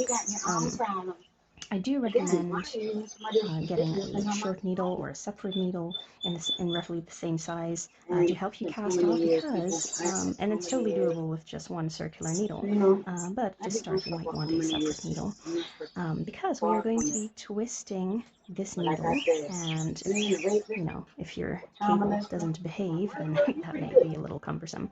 So we are going to be twisting the stitches around their axis, and that will give a more stretchy edge. So I'm on my second sock here. On the first one, where I started the cuff a little bit earlier, a little bit before the halfway point of your stitches, and I started the cast off also at exactly that point, just to clarify that. We are going to work the first stitch as we normally would, and the cast off technique starts from the second stitch. And we are going to rotate this stitch around, and the rotation, the direction, depends on which stitch comes next. This is a knit stitch, and we want to turn away from us. And a way to remember that is that, you know, if you were to knit this stitch, you would go in like this, so with the needle pointing away from you. And another piece of advice, even if you knit English style, you want to just hold your yarn in your left hand just to keep it out of the way, because we don't want to be twisting that yarn as well. So we are going to be twisting this stitch like this. I'm going to do it again. So I have my stitch here. I'm going to rotate it away from me. If you're worried that your stitch will fall off the needle, you can place your finger on the stitch, then rotate it and let it go. And then I'm going to knit the second stitch and lift the first one over the second. The next stitch is a purl stitch, so first off I'm going to take my yarn to the front, and we rotate this stitch toward us, and you can remember that by, you know, if you were to insert into this purl stitch, you would insert like this, so the tip of the needle will also be toward you. So I'm going to rotate the stitch like this, and then purl the next stitch. I slip the first one over the second. The next one is also a purl stitch, so I'm going to rotate toward me and work that stitch. Next up we have a knit stitch, so I'm moving my yarn to the back, and I want to be rotating away from me.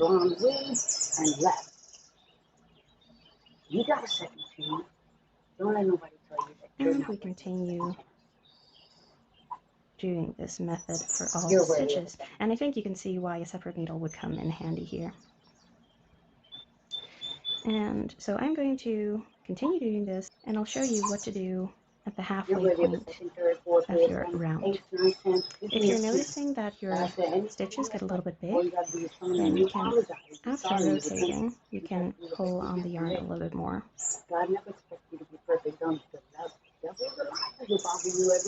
Sometimes they get a little bit long while rotating, and then you can cinch them back in like this.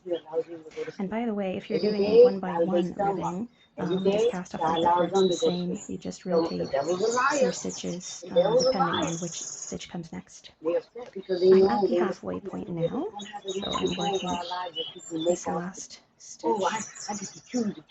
And then what I do is I pull this needle through, and I continue like this. And when you've come to the end of the cast off, you can break off this yarn, and then we can weave in our ends. And for this very last end of the cuff, we also want to do a little bit of sewing here, because now we kind of have a staircase. It's not a completely straight edge. So we want to bridge the gap between here and here. So I'm going to insert somewhere here. And you see that as I tug on this yarn, that the stitch comes closer. And I want to create another little stitch here by going back in here and creating this nice little stitch. Now we are ready to weave in our ends on the inside of the sock. And with ribbing, I usually like to weave it into this column of what looks like knit stitches here on the back, but it's actually purl stitches on the front, but that doesn't matter. And I'm weaving it in one of these columns.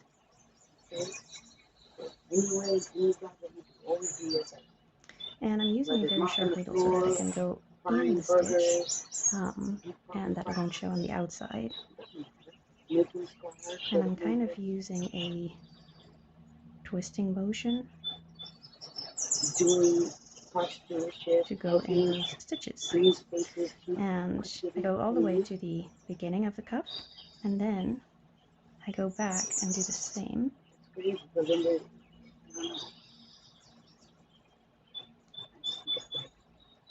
In the other direction. This time I don't go all the way to the end, because if we snip off this thread, we don't want it to poke out outside your sock. Right, and then for the other ends, so this is how I weave in ends in ribbing, but for the other ends, it's a different method. And I'll show you what it looks like with this end. It's quite short, but I can work with that because it is contrasting threads, so you'll be able to see what I'm doing. And the first thing that I want to do is check out this gap in between those ends. And I want you to notice that if I take this thread and I would weave it in this direction, this gap is still there. And similarly with this thread, if I weave it in this way. But if I weave in this end this way, and this end this way, then that gap is closed. So I'll just weave in this end in this direction. And again, I'm splitting the stitches so that you don't see it on the right side. Oh, another tip, because sometimes I like to pull my yarn apart instead of cutting it, and then you have a little frayed edge here. If you have that as well, you can fold it over your darning needle, and then you will have a much neater edge to pull through your needle. And yeah, it's easier for me. So this thread, I want to weave it in this direction. And again, I'm going through the stitches, really splitting those stitches and pulling through. And then I'm doing the same in the other direction. And here I'm really making a kind of a U shape, but you could also do that. You could also do that in just a different direction. So, for example,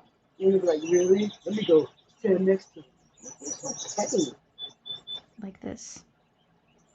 As long as there is a kind of a corner in the way you're weaving your ends, then if you tug on your project, then that end won't get won't unravel, or at least not as easily.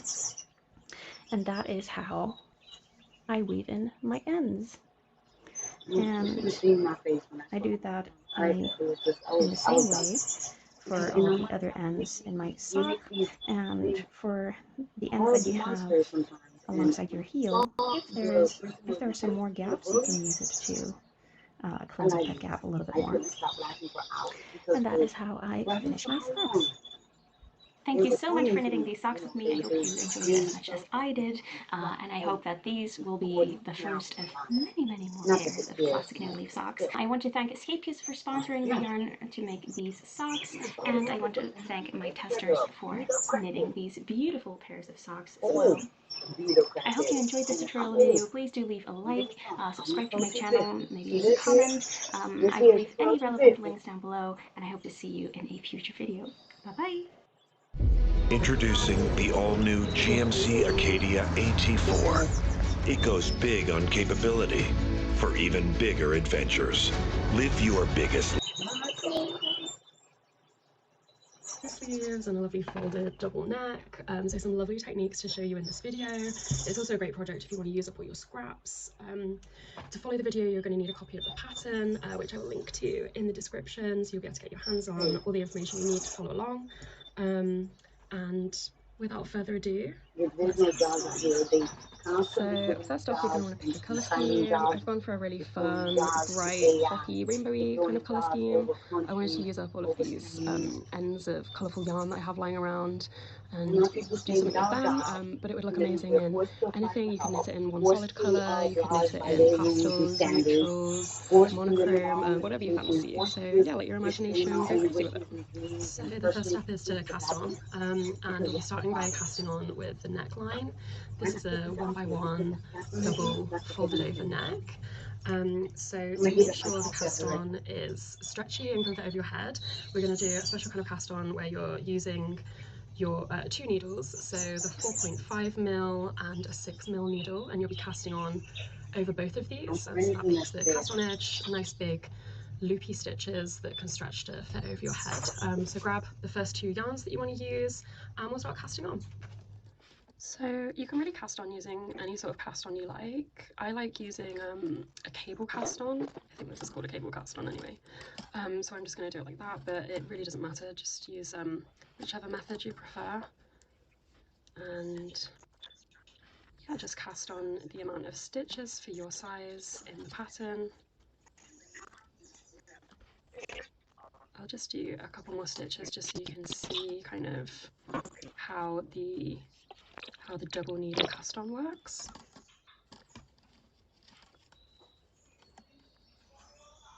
Get a feel for that.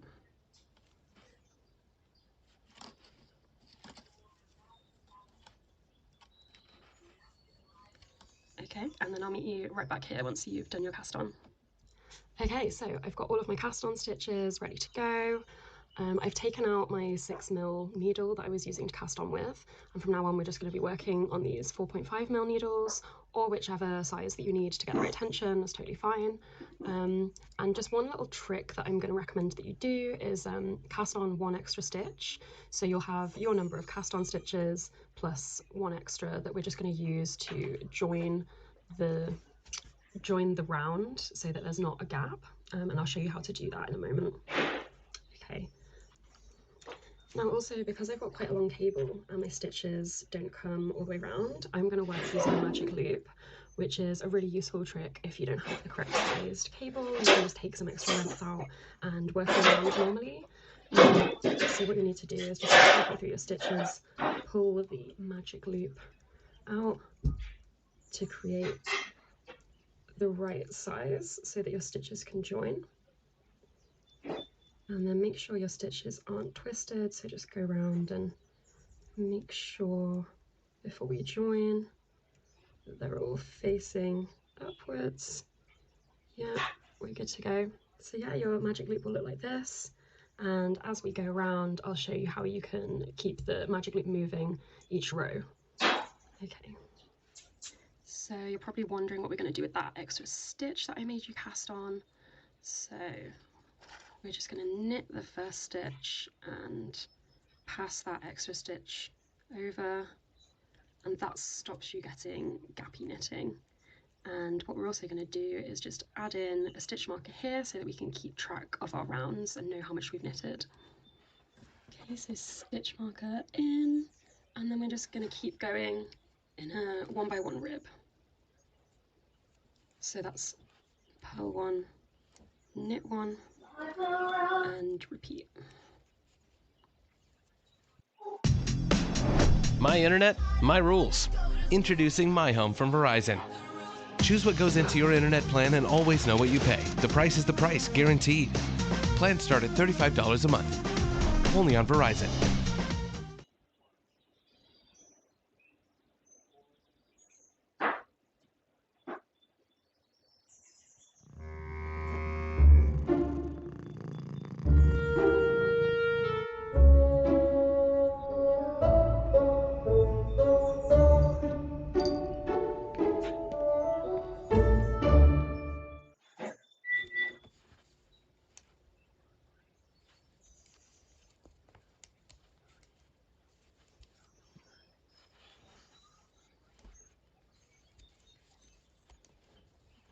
And don't forget, as you go round and you're working your knitting for the jumper, don't forget to change colours as you go.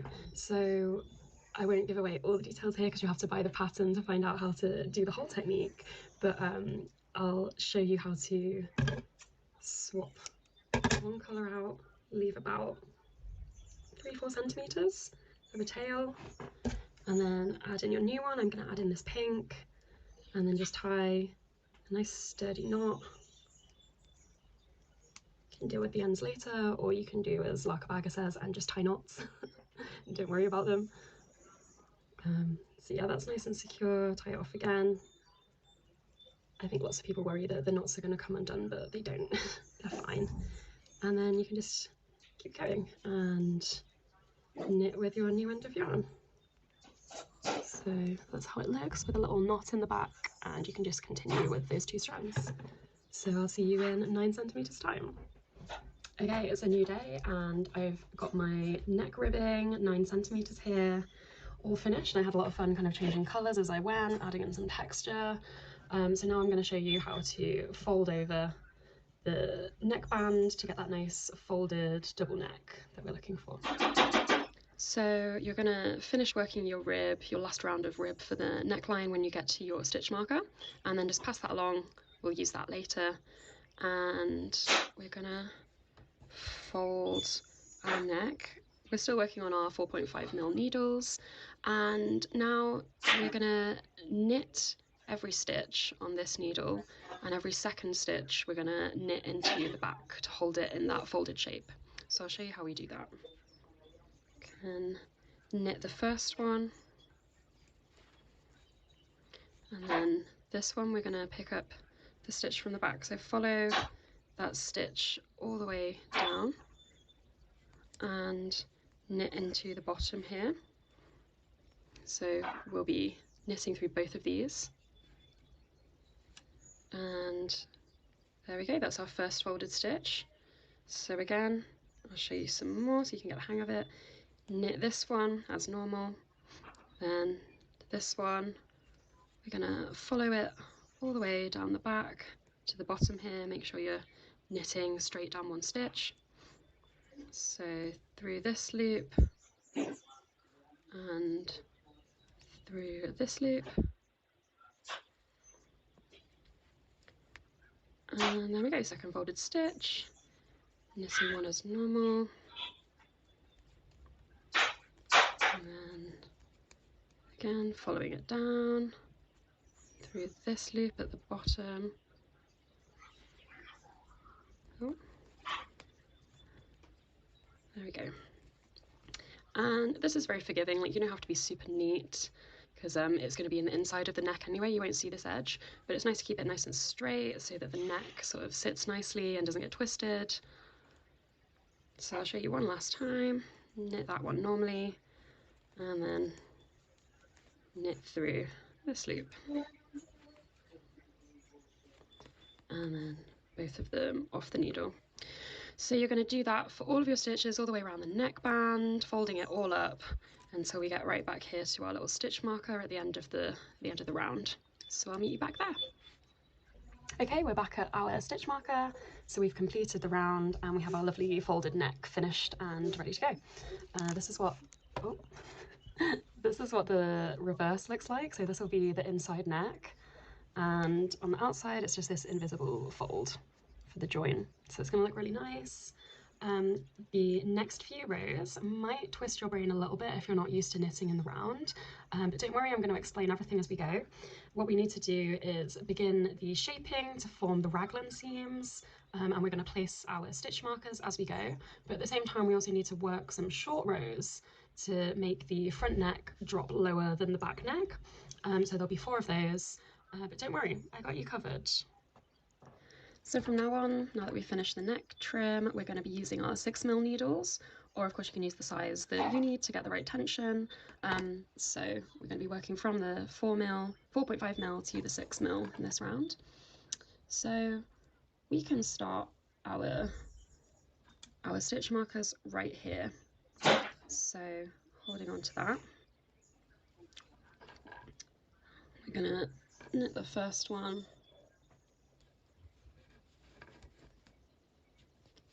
And then we'll do a yarn over from the back of the needle. Then place your stitch marker, then knit one, and then do one more yarn over. And we're going to repeat exactly the same for every stitch marker as we go. So it will be yarn over, place the stitch marker, knit one, and then another yarn over. And then you'll knit the amount of stitches listed in the pattern for your size.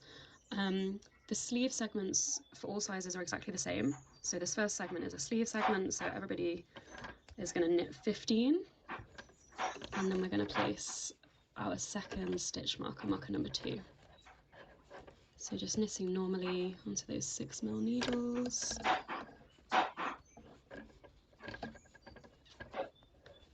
And don't feel bad if you mess this up the first time round. I've already messed it up and filmed it and had to go again. So everybody makes mistakes. 9, 10, 11, 12, 13, 14, 15. Great. So what do? We yarn over, place markers. You'll notice that I'm using markers that are all different colours as well, just help me differentiate between each section, can make things a bit easier. Knit one, and then yarn over again. So you can just see we've got the yarn over there, stitch marker, knit one, and another yarn over. And now we're onto the back section. So again, it will have a certain amount of stitches for your size that you're going to knit, and then we'll place the centre back marker. So I keep losing track.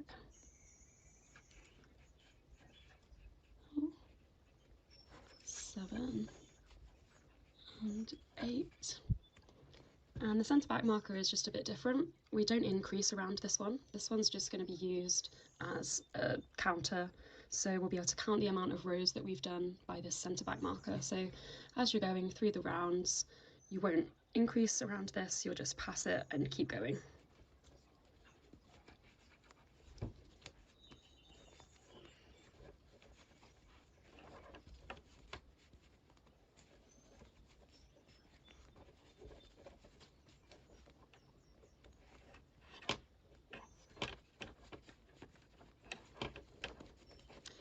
Okay, and that comes to the end of our back piece. So you can see how that marker is right smack in the middle, just where we need it to be. And we can place our 4th stitch marker. So we're going to yarn over, place the marker, knit one, and yarn over again. And then this section will be our second sleeve. So 15 stitches for everybody.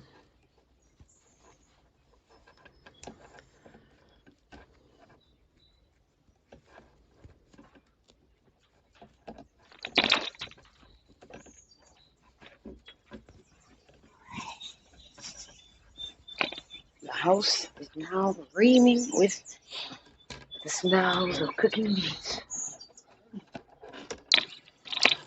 Okay. You might just have to do what I'm doing and sort of keep your needles organised as you go. Let's see, how many stitches did I do? Alright, fine. I don't know how much you guys have watched. 11, 12, 13, 14, 15. Amazing. So now we can place our fifth and final stitch marker. So again, it's a yarn over, adding in a gold one this time. Then we can knit one and yarn over again.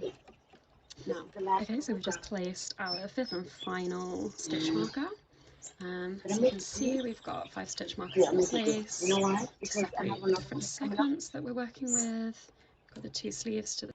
Okay, one thing I did learn when going to observe is that if I don't pause the video, you guys won't be able to make out what I'm saying. So here we go. I'm on the last row, 9th row, and I decided I'm not going to make it blue. Why? Because I only have a very little bit of blue left. I have some more, but that's for another start. So yeah, so I'm going to make it green. I'm going to snip right here at the very beginning, the very first stitch.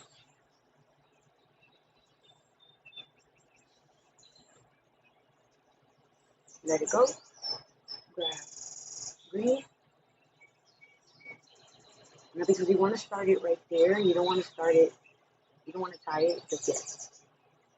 You can't. You don't have to. You know what I'm going to tie it. Because sometimes I'll let it go, then I got to redo it all over again.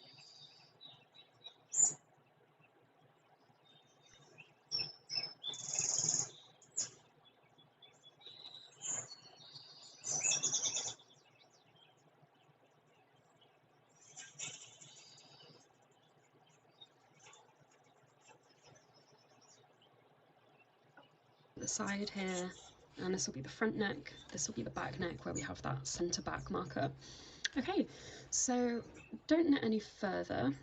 What we're going to do now is start doing our short rows. So we need to just do 4 short rows so that the back neck sits up higher and the front neck sits down lower with a bit of a drop so that it's more comfortable and easy to wear.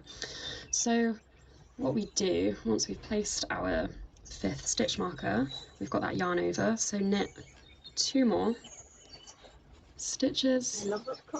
In the pattern it says 3 stitches, but the yarn over counts as a stitch. And then we're going to turn the work, so the wrong side is facing you, and we're just going to purl all the way up until after the first stitch marker. So all the way around here, we're going to purl until we get back to the front neck. Okay, I'll meet you there. And before you start purling, make sure you pull this string extra tight so that there's no holes in the front neck from where you've turned the work. Okay, when you come across the yarn overs, just purl them in a kind of twisted way, I guess you'd call it. So you're purling this front leg of the stitch. Counting does slow you down. So that it doesn't form like a lace hole.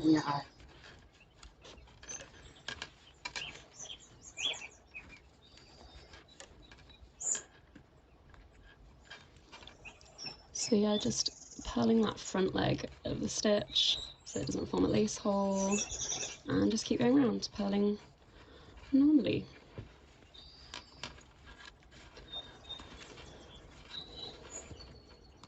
When you're innovative and inspirational to others, they like to keep you around just so they can steal your ideas.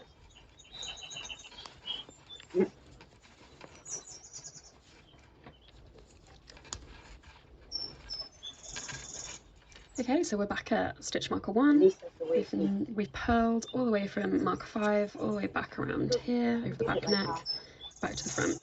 I would say that sometimes somebody else has the same exact idea, and their idea goes soaring, and they sell hundreds and thousands of the item, but you came up with the idea it wasn't worth 5 pennies, but because they got backing and they put up a good branding and all this other stuff, you know, they blossom, for lack of a better word. So what we're going to do now, just using the stitch marker as a guide, and just twist those yarn overs again that are around it.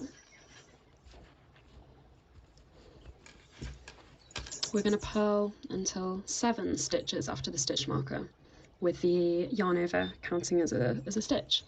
So pass the marker after this one, and then yarn over as a stitch. So it's a bit tight on these needles still. So 1, 2, 3, 4, 5, 6, 7. And then we're going to turn the work again. So the right side is facing us this time. Okay, and then pull that working yarn tight again so there's no holes.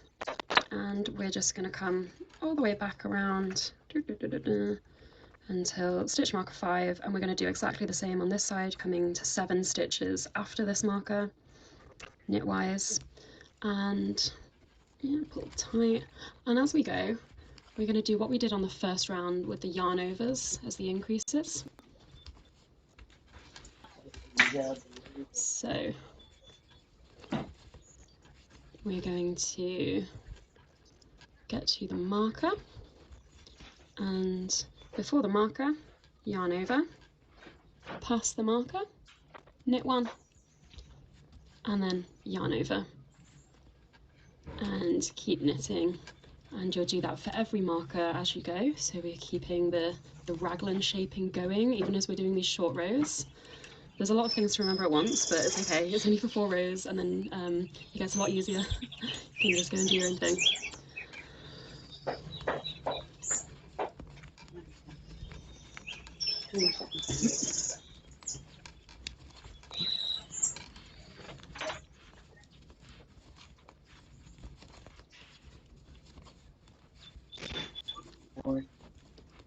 See what I gotta do with? Leave it. Okay, so this marker, get to the marker, and we yarn over, pass the marker, knit 1, yarn over, and keep knitting. So it's essentially what we did as we were placing the markers, but this time you just pass them onto the other needle. And as we're getting to this centre back marker, just bear in mind that you don't have to do any increases or any yarn overs, anything around it. This is just a placeholder marker so that we can keep track of the amount of rows that we've done. And it just marks the centre back for us, so all you need to do when you get to that one is just pass it to the other needle. Come back, you too.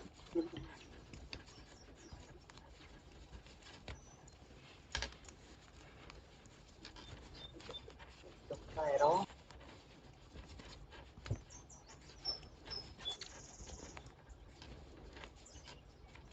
Okay, and then again we're just going to yarn over, knit 1, yarn over again, and keep going. And as you can see, we're nearly at that gold 5th marker, so I'll meet you there. Okay, so we're at that 5th marker. I've changed to a nice chunky pink yarn to get some texture in there, and we're just going to do the same that we did at all the other stitch markers. So yarn over, pass that marker, knit 1, another yarn over, and we're going to go to 7 stitches, so knit 6 more, so that yarn over counts as a stitch. Ooh.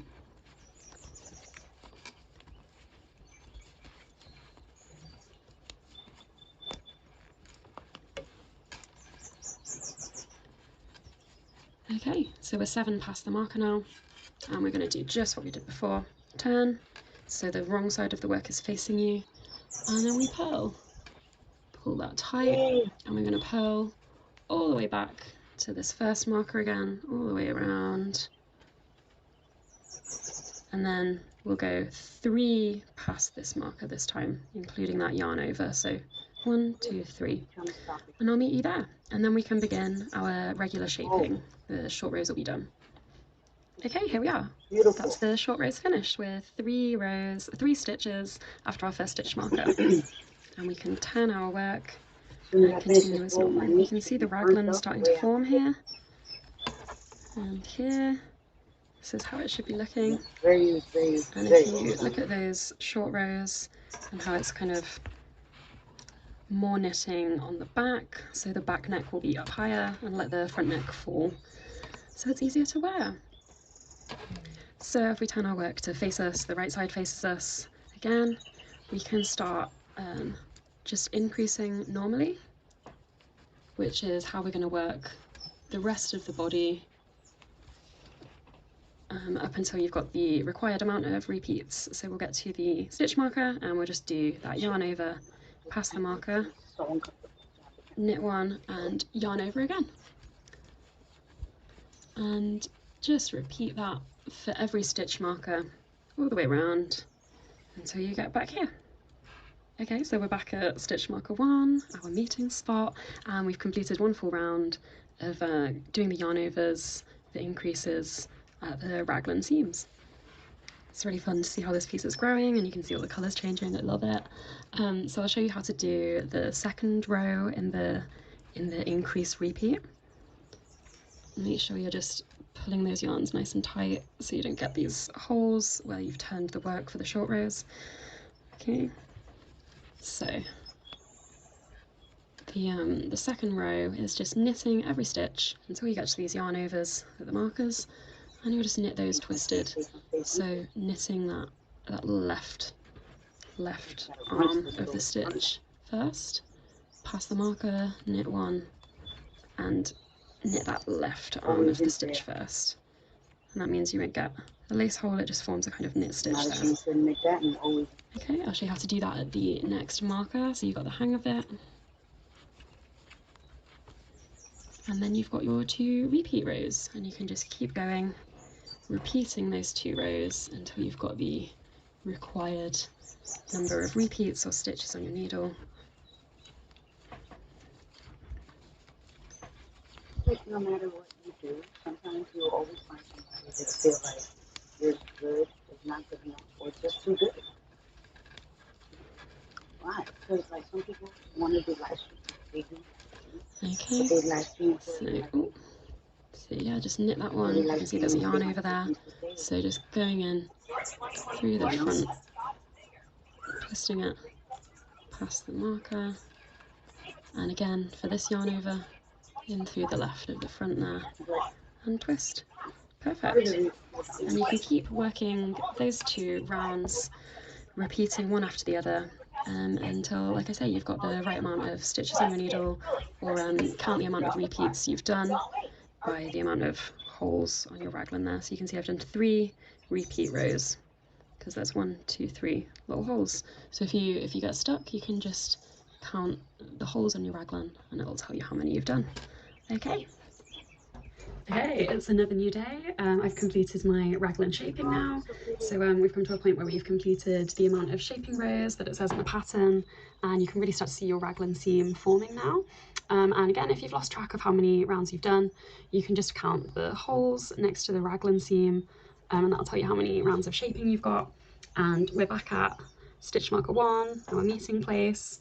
And the last round that you should have done will have been the round 2 of the shaping, where you knit every stitch and you knit the yarn overs twisted. So we've got a nice fresh round of knitting to work from. And what we're going to do now is split the side sleeve sections off and keep those to knit later on a thread, and from here on we'll just be working the body separately.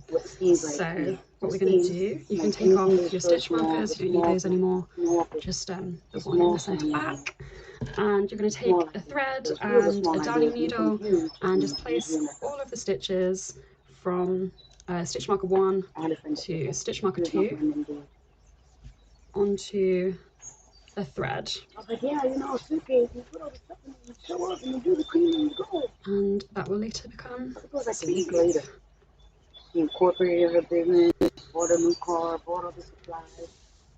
But you see how God don't like ugly? What happened? couple of months later, her best employees stole her clients. Literally. You don't have to use a thread if you have a Undercut large them. enough She stitch undercut border. them. You're fine to use that. Anything that just keeps those stitches safe and out of the way. I like using a thread because it's light, it kind of doesn't get in the way, it's flexible. Sometimes stitch borders can be a bit rigid when you're trying to knit in a different direction. Not the one that stole. Oh, and by the way, I believe it was like the second day Last that little she bought the car, her husband bought the car. And okay, we're at stitch marker 2. So that will be our first sleeve. So keep those up for now. And then what we're going to do, just to bridge the gap between these two needles, so imagine this is going to be the underarm area. You can sort of see this is where the sleeve is going to come out. So the area here is the underarm. So we're just going to cast on stitches for the underarm. Your pattern will tell you exactly how many. I'll show you how to do that. Okay, so just casting on stitches with your working yarn, real simple, creating a loop, and that makes a stitch.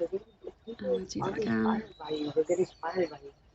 They won't give you any credit. Don't do them too tightly because you still want to be able to knit into them.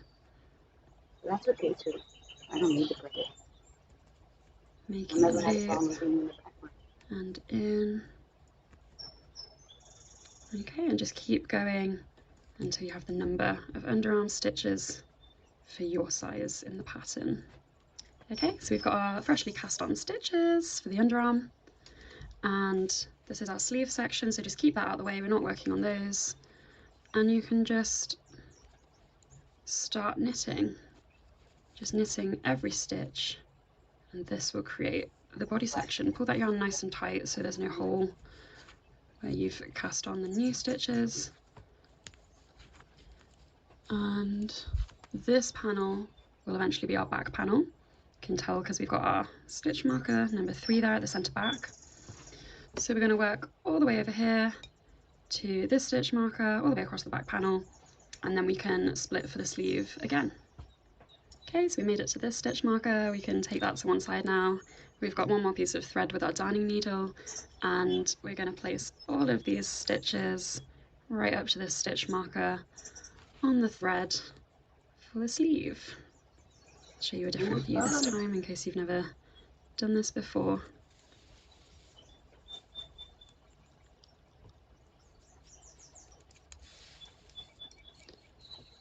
But yeah, basically placing all of those stitches just as they are on the needle onto the thread. Be careful who you tell your dramas to and your traumas and childhood traumas, because they'll use it against you. Oh, she had issues with neglect, huh? Oh, she's a scapegoat, huh? Oh, she's a favorite, huh? Like, oh my God. Guys, listen, the devil's studying. Nearly there. The disillusion the devil guys make you think he doesn't exist. Meanwhile, he stayed up studying with him and his minions. Other last minions.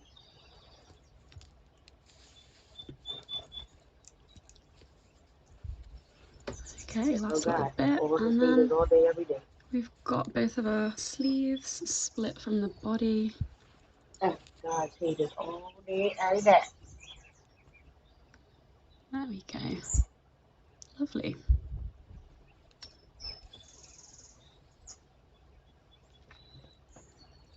So you can see our sleeve on the thread, and we're going to do exactly the same as we did for the last sleeve and cast on those stitches for the underarm piece.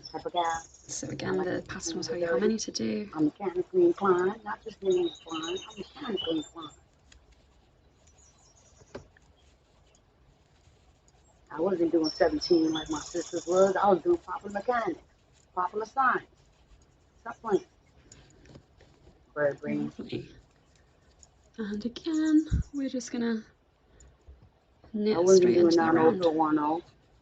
Pull that yarn nice and tight again. I was doing murder shield. And Hardy boy. there we have Mystery. it. The sleeves are split off. Woo.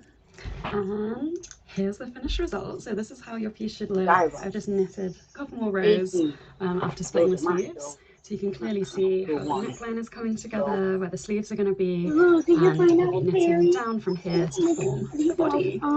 So keep going, just knitting in the round, forming that body. There's lengths in the pattern that you can follow, or if you'd like it to be a little bit longer, you can go ahead and add some extra length and just make it the length you want it to be. And I'll meet you when we've knitted the body and we're just about to start doing the rib. How's that working out for you? Hello, it's another lovely new day. I spent last night working on the body of my jumper, and here we are. This one has been so much fun. It's been super chilly, super cold here, so it's been so nice getting cozy in the evenings and working on this lovely jumper. And I'm just loving the colours, how they're coming out. It's just so bright and tropical and sunny. It's giving me everything I need right now. Okay, so now that we've knitted the body, we just need to knit the rib that's going to be the hem along the bottom here. And to do that, we're just going to switch to our 4.5 needles, or whichever needles you've been using to get the correct tension for your ribbing. And then we knit the rib, just however much it says in the pattern for your size. And then we're going to meet back after knitting our 1x1 rib and just cast off, and then the body will be done. We can move on to those sleeves. So my ribbing is done. 7 centimeters of rib, nearly there. All we need to do now is cast off, and I like to do an invisible cast off. If you just want to cast off rib wise, that's completely fine. It's a lot quicker and a lot easier, but I'll give you a quick tutorial on how to do an invisible cast off. I'm not the best at it. There's probably loads better tutorials out there, but I'll just show you what you need to do. You need to leave a really long strand of yarn and get your darning needle, and I'll show you how to do it. Okay, so we're at our centre back marker. That's where we finish the rib round, and really to do an invisible rib cast off, it's just 4 moves. So starting with a knit stitch as the first stitch on the needle. And the first move is to come behind, in between the first and the second stitch, and then you're going to go knitwise into this second stitch, the purl stitch. Later on, I'm gonna cut off the end. Just give it a nice knitwise through this first stitch, pull it nice and tight, and then slide it off the needle. And now we're going to do the same thing, just purling. So you'll go purlwise through the second stitch on the needle, nice and tight, pull all the yarn through, purlwise through the first stitch. There's so much yarn to pull through, and then pull that stitch off. So then we start again. There's a knit stitch, so we do the knitting. So you come through the middle, and then knitwise through this stitch,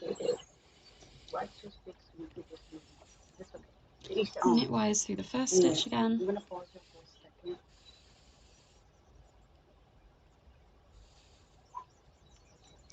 and that one comes off. Pull everything tight, and then we can do purlwise again, so purlwise through the second stitch,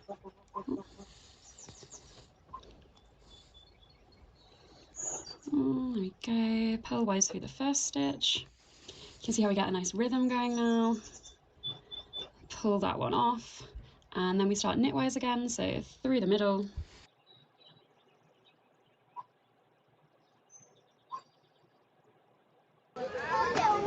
so when you are living in this area, you have to leave it, like, you cannot take yourself to a higher level. Even me, as I was a kid, I used to play in this mud. Most of the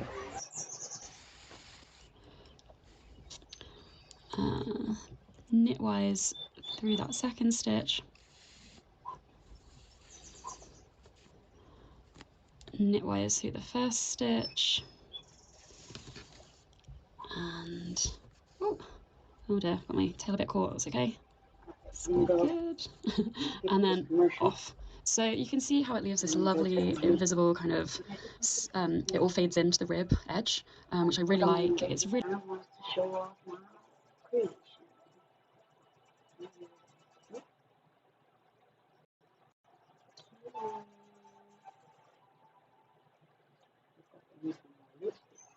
always took off down and use that light. And anyway, the finished product. This is 9 rows.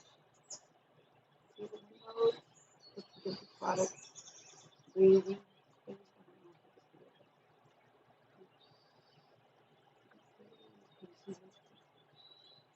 Windows. Anyway, scratch number 4.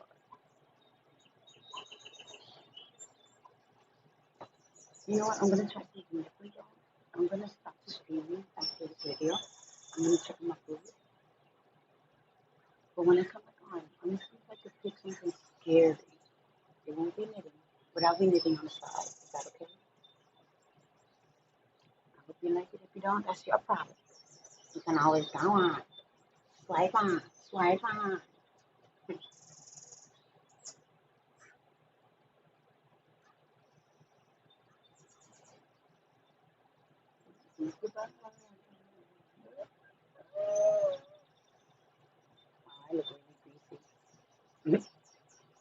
Really worth just taking that little bit of extra time to get your cast off looking good.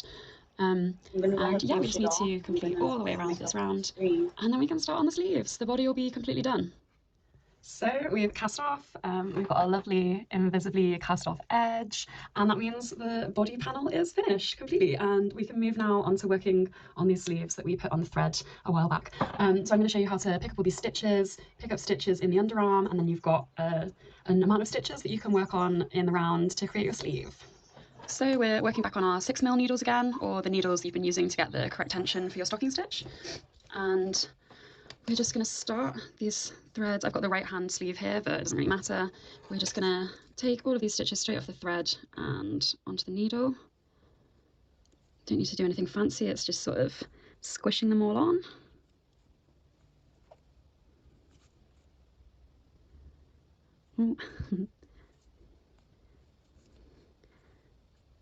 And if you're anything like me, start getting excited at this point, because it's like halfway through, we're nearly done, we've just got the sleeves to do, and you can really see how the jumper's coming together, how all the colours are working together, and sort of what the fit's going to be like, how it's going to look. It's like a really exciting stage.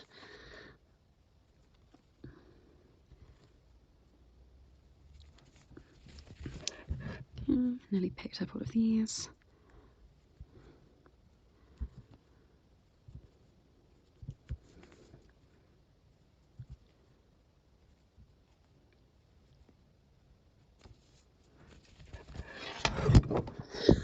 Nearly dropped the camera. Just the last few ones to go.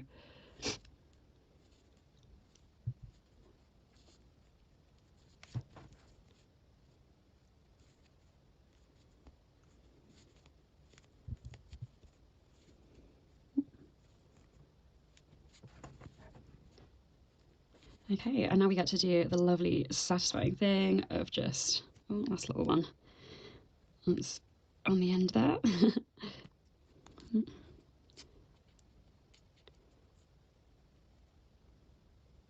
Oh my gosh, can't get it. Come on, I can see you hiding in there.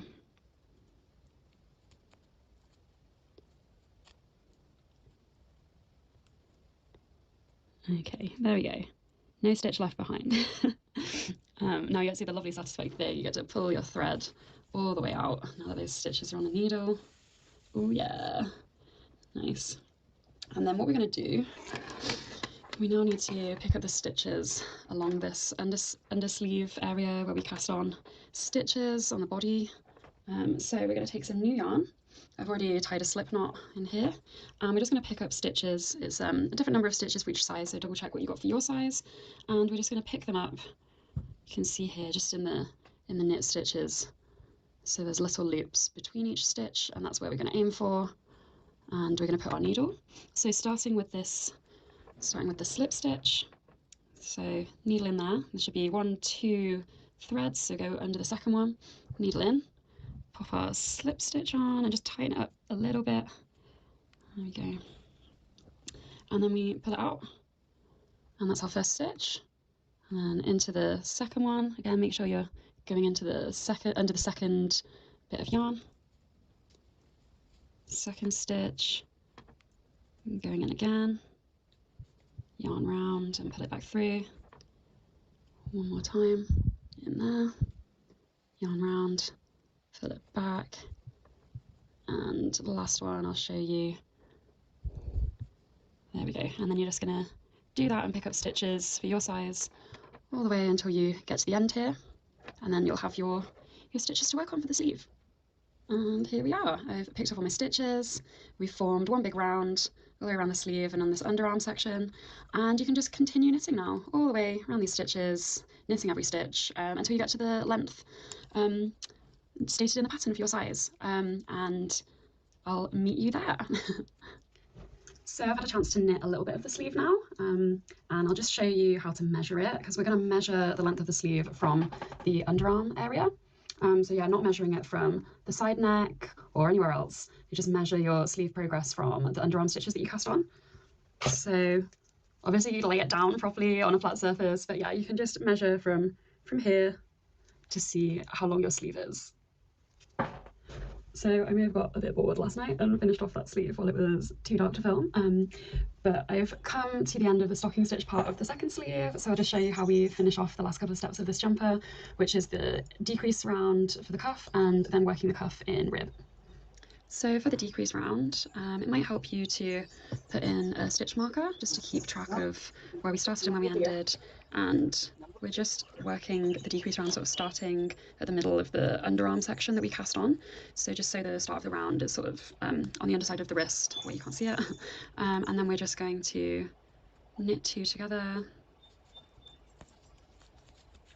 knit 1, and then we're going to repeat that all the way around until we get back to the stitch marker. So knit 2 together, knit 1, knit 2 together, knit 1, and then that will decrease for our sleeve. So yeah, just keep repeating knit 2 together, knit 1 all the way around until you're back at the start. Okay, so decrease round done, back at the stitch marker, and now we can just start working our rib for the cuff. So this is the final step before we finish the jumper. 4.5mm needles again, or whichever needles you've been using for your rib, and we're just gonna take the stitches off the 6mm needles, and just working our 1 by 1 rib again. And then we're going to work 7 centimeters of rib for the cuffs, and then we can do our cast off. Yeah, knit 1, purl 1 for this rib. Okay, and I'll leave you to it and meet you when we've finished our 7 centimeters of rib for the cuff. Okay, I've finished the cuff, we've got 7 centimeters of rib, we're ready to do the final stage of the jumper, which is just casting off our cuff now, which is super exciting. So yeah, get your darning needle ready and leave a really nice long tail of yarn to cast off with, and I'll show you how to do it. So I'm just going to show you how to do the invisible cast off, just like we did with the hem. Of course, if you don't want to do that, if you just want to cast off ribwise and just you know, leave it like that, that's absolutely fine. But I think it's worth taking the extra time to do a nice invisible cast off. You know, it's worth it if you're taking all the time to knit something. So yeah, I've been working the cuff in a magic loop, so I'm just gonna pull the back needle out, and yeah, we're starting with a knit stitch here. So that means we start with the knit motions. Oh, okay. So yeah, go through the back, knit through the second stitch. Oh gosh, I'm getting all caught up in my needles. And then we can knit through this first stitch and pull it off. Now we do the purl motions, so purlwise through the second stitch. Pull the yarn nice and tight, and then we can go purlwise through the first stitch. Was it a situation? Pull it nice and tight again, and then we start again, and we do knitwise. So knitwise through the second stitch. 1 more minute. Knitwise through the first stitch. Alright. You can already see that nice invisible rib ending. And then we're going to do purlwise. So you can always tell if you ever get lost and you can't remember which part you're supposed to be doing. If there's a purl stitch, so this is the purl part of the rib, then you do the purl movements. So purl through the second stitch and purl through the first stitch. And then I started. And if there's a knit stitch first on the needle, this is the knit stitch, then you do the knit movements. So knitting through that second stitch and then you do knit through the first. The chain is there to give you a start. Oh my gosh, how exciting. This is the very final stage of the jumper and then we're all done. So now you're in a nice rhythm with your cast off. You can just keep going until you're completely done. And then I'll show you how to finish off the jumper. We're just gonna sew in and cut off any loose ends. And then it's gonna be ready to block and wear, which is so exciting. Here we go. This is the first look at the final finished jumper. So exciting. All the ends are cast off. It's looking so gorgeous. I love it. So happy with how this one came out. So all we need to do now is flip it inside out and chop off those ends.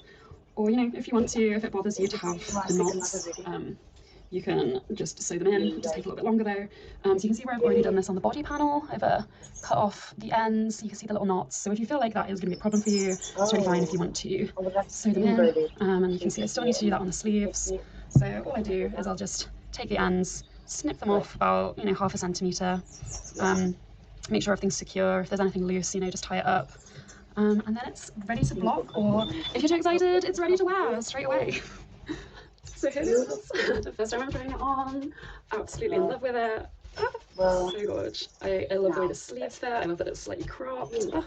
And the colours are amazing. So I hope you all have so much fun knitting this pattern.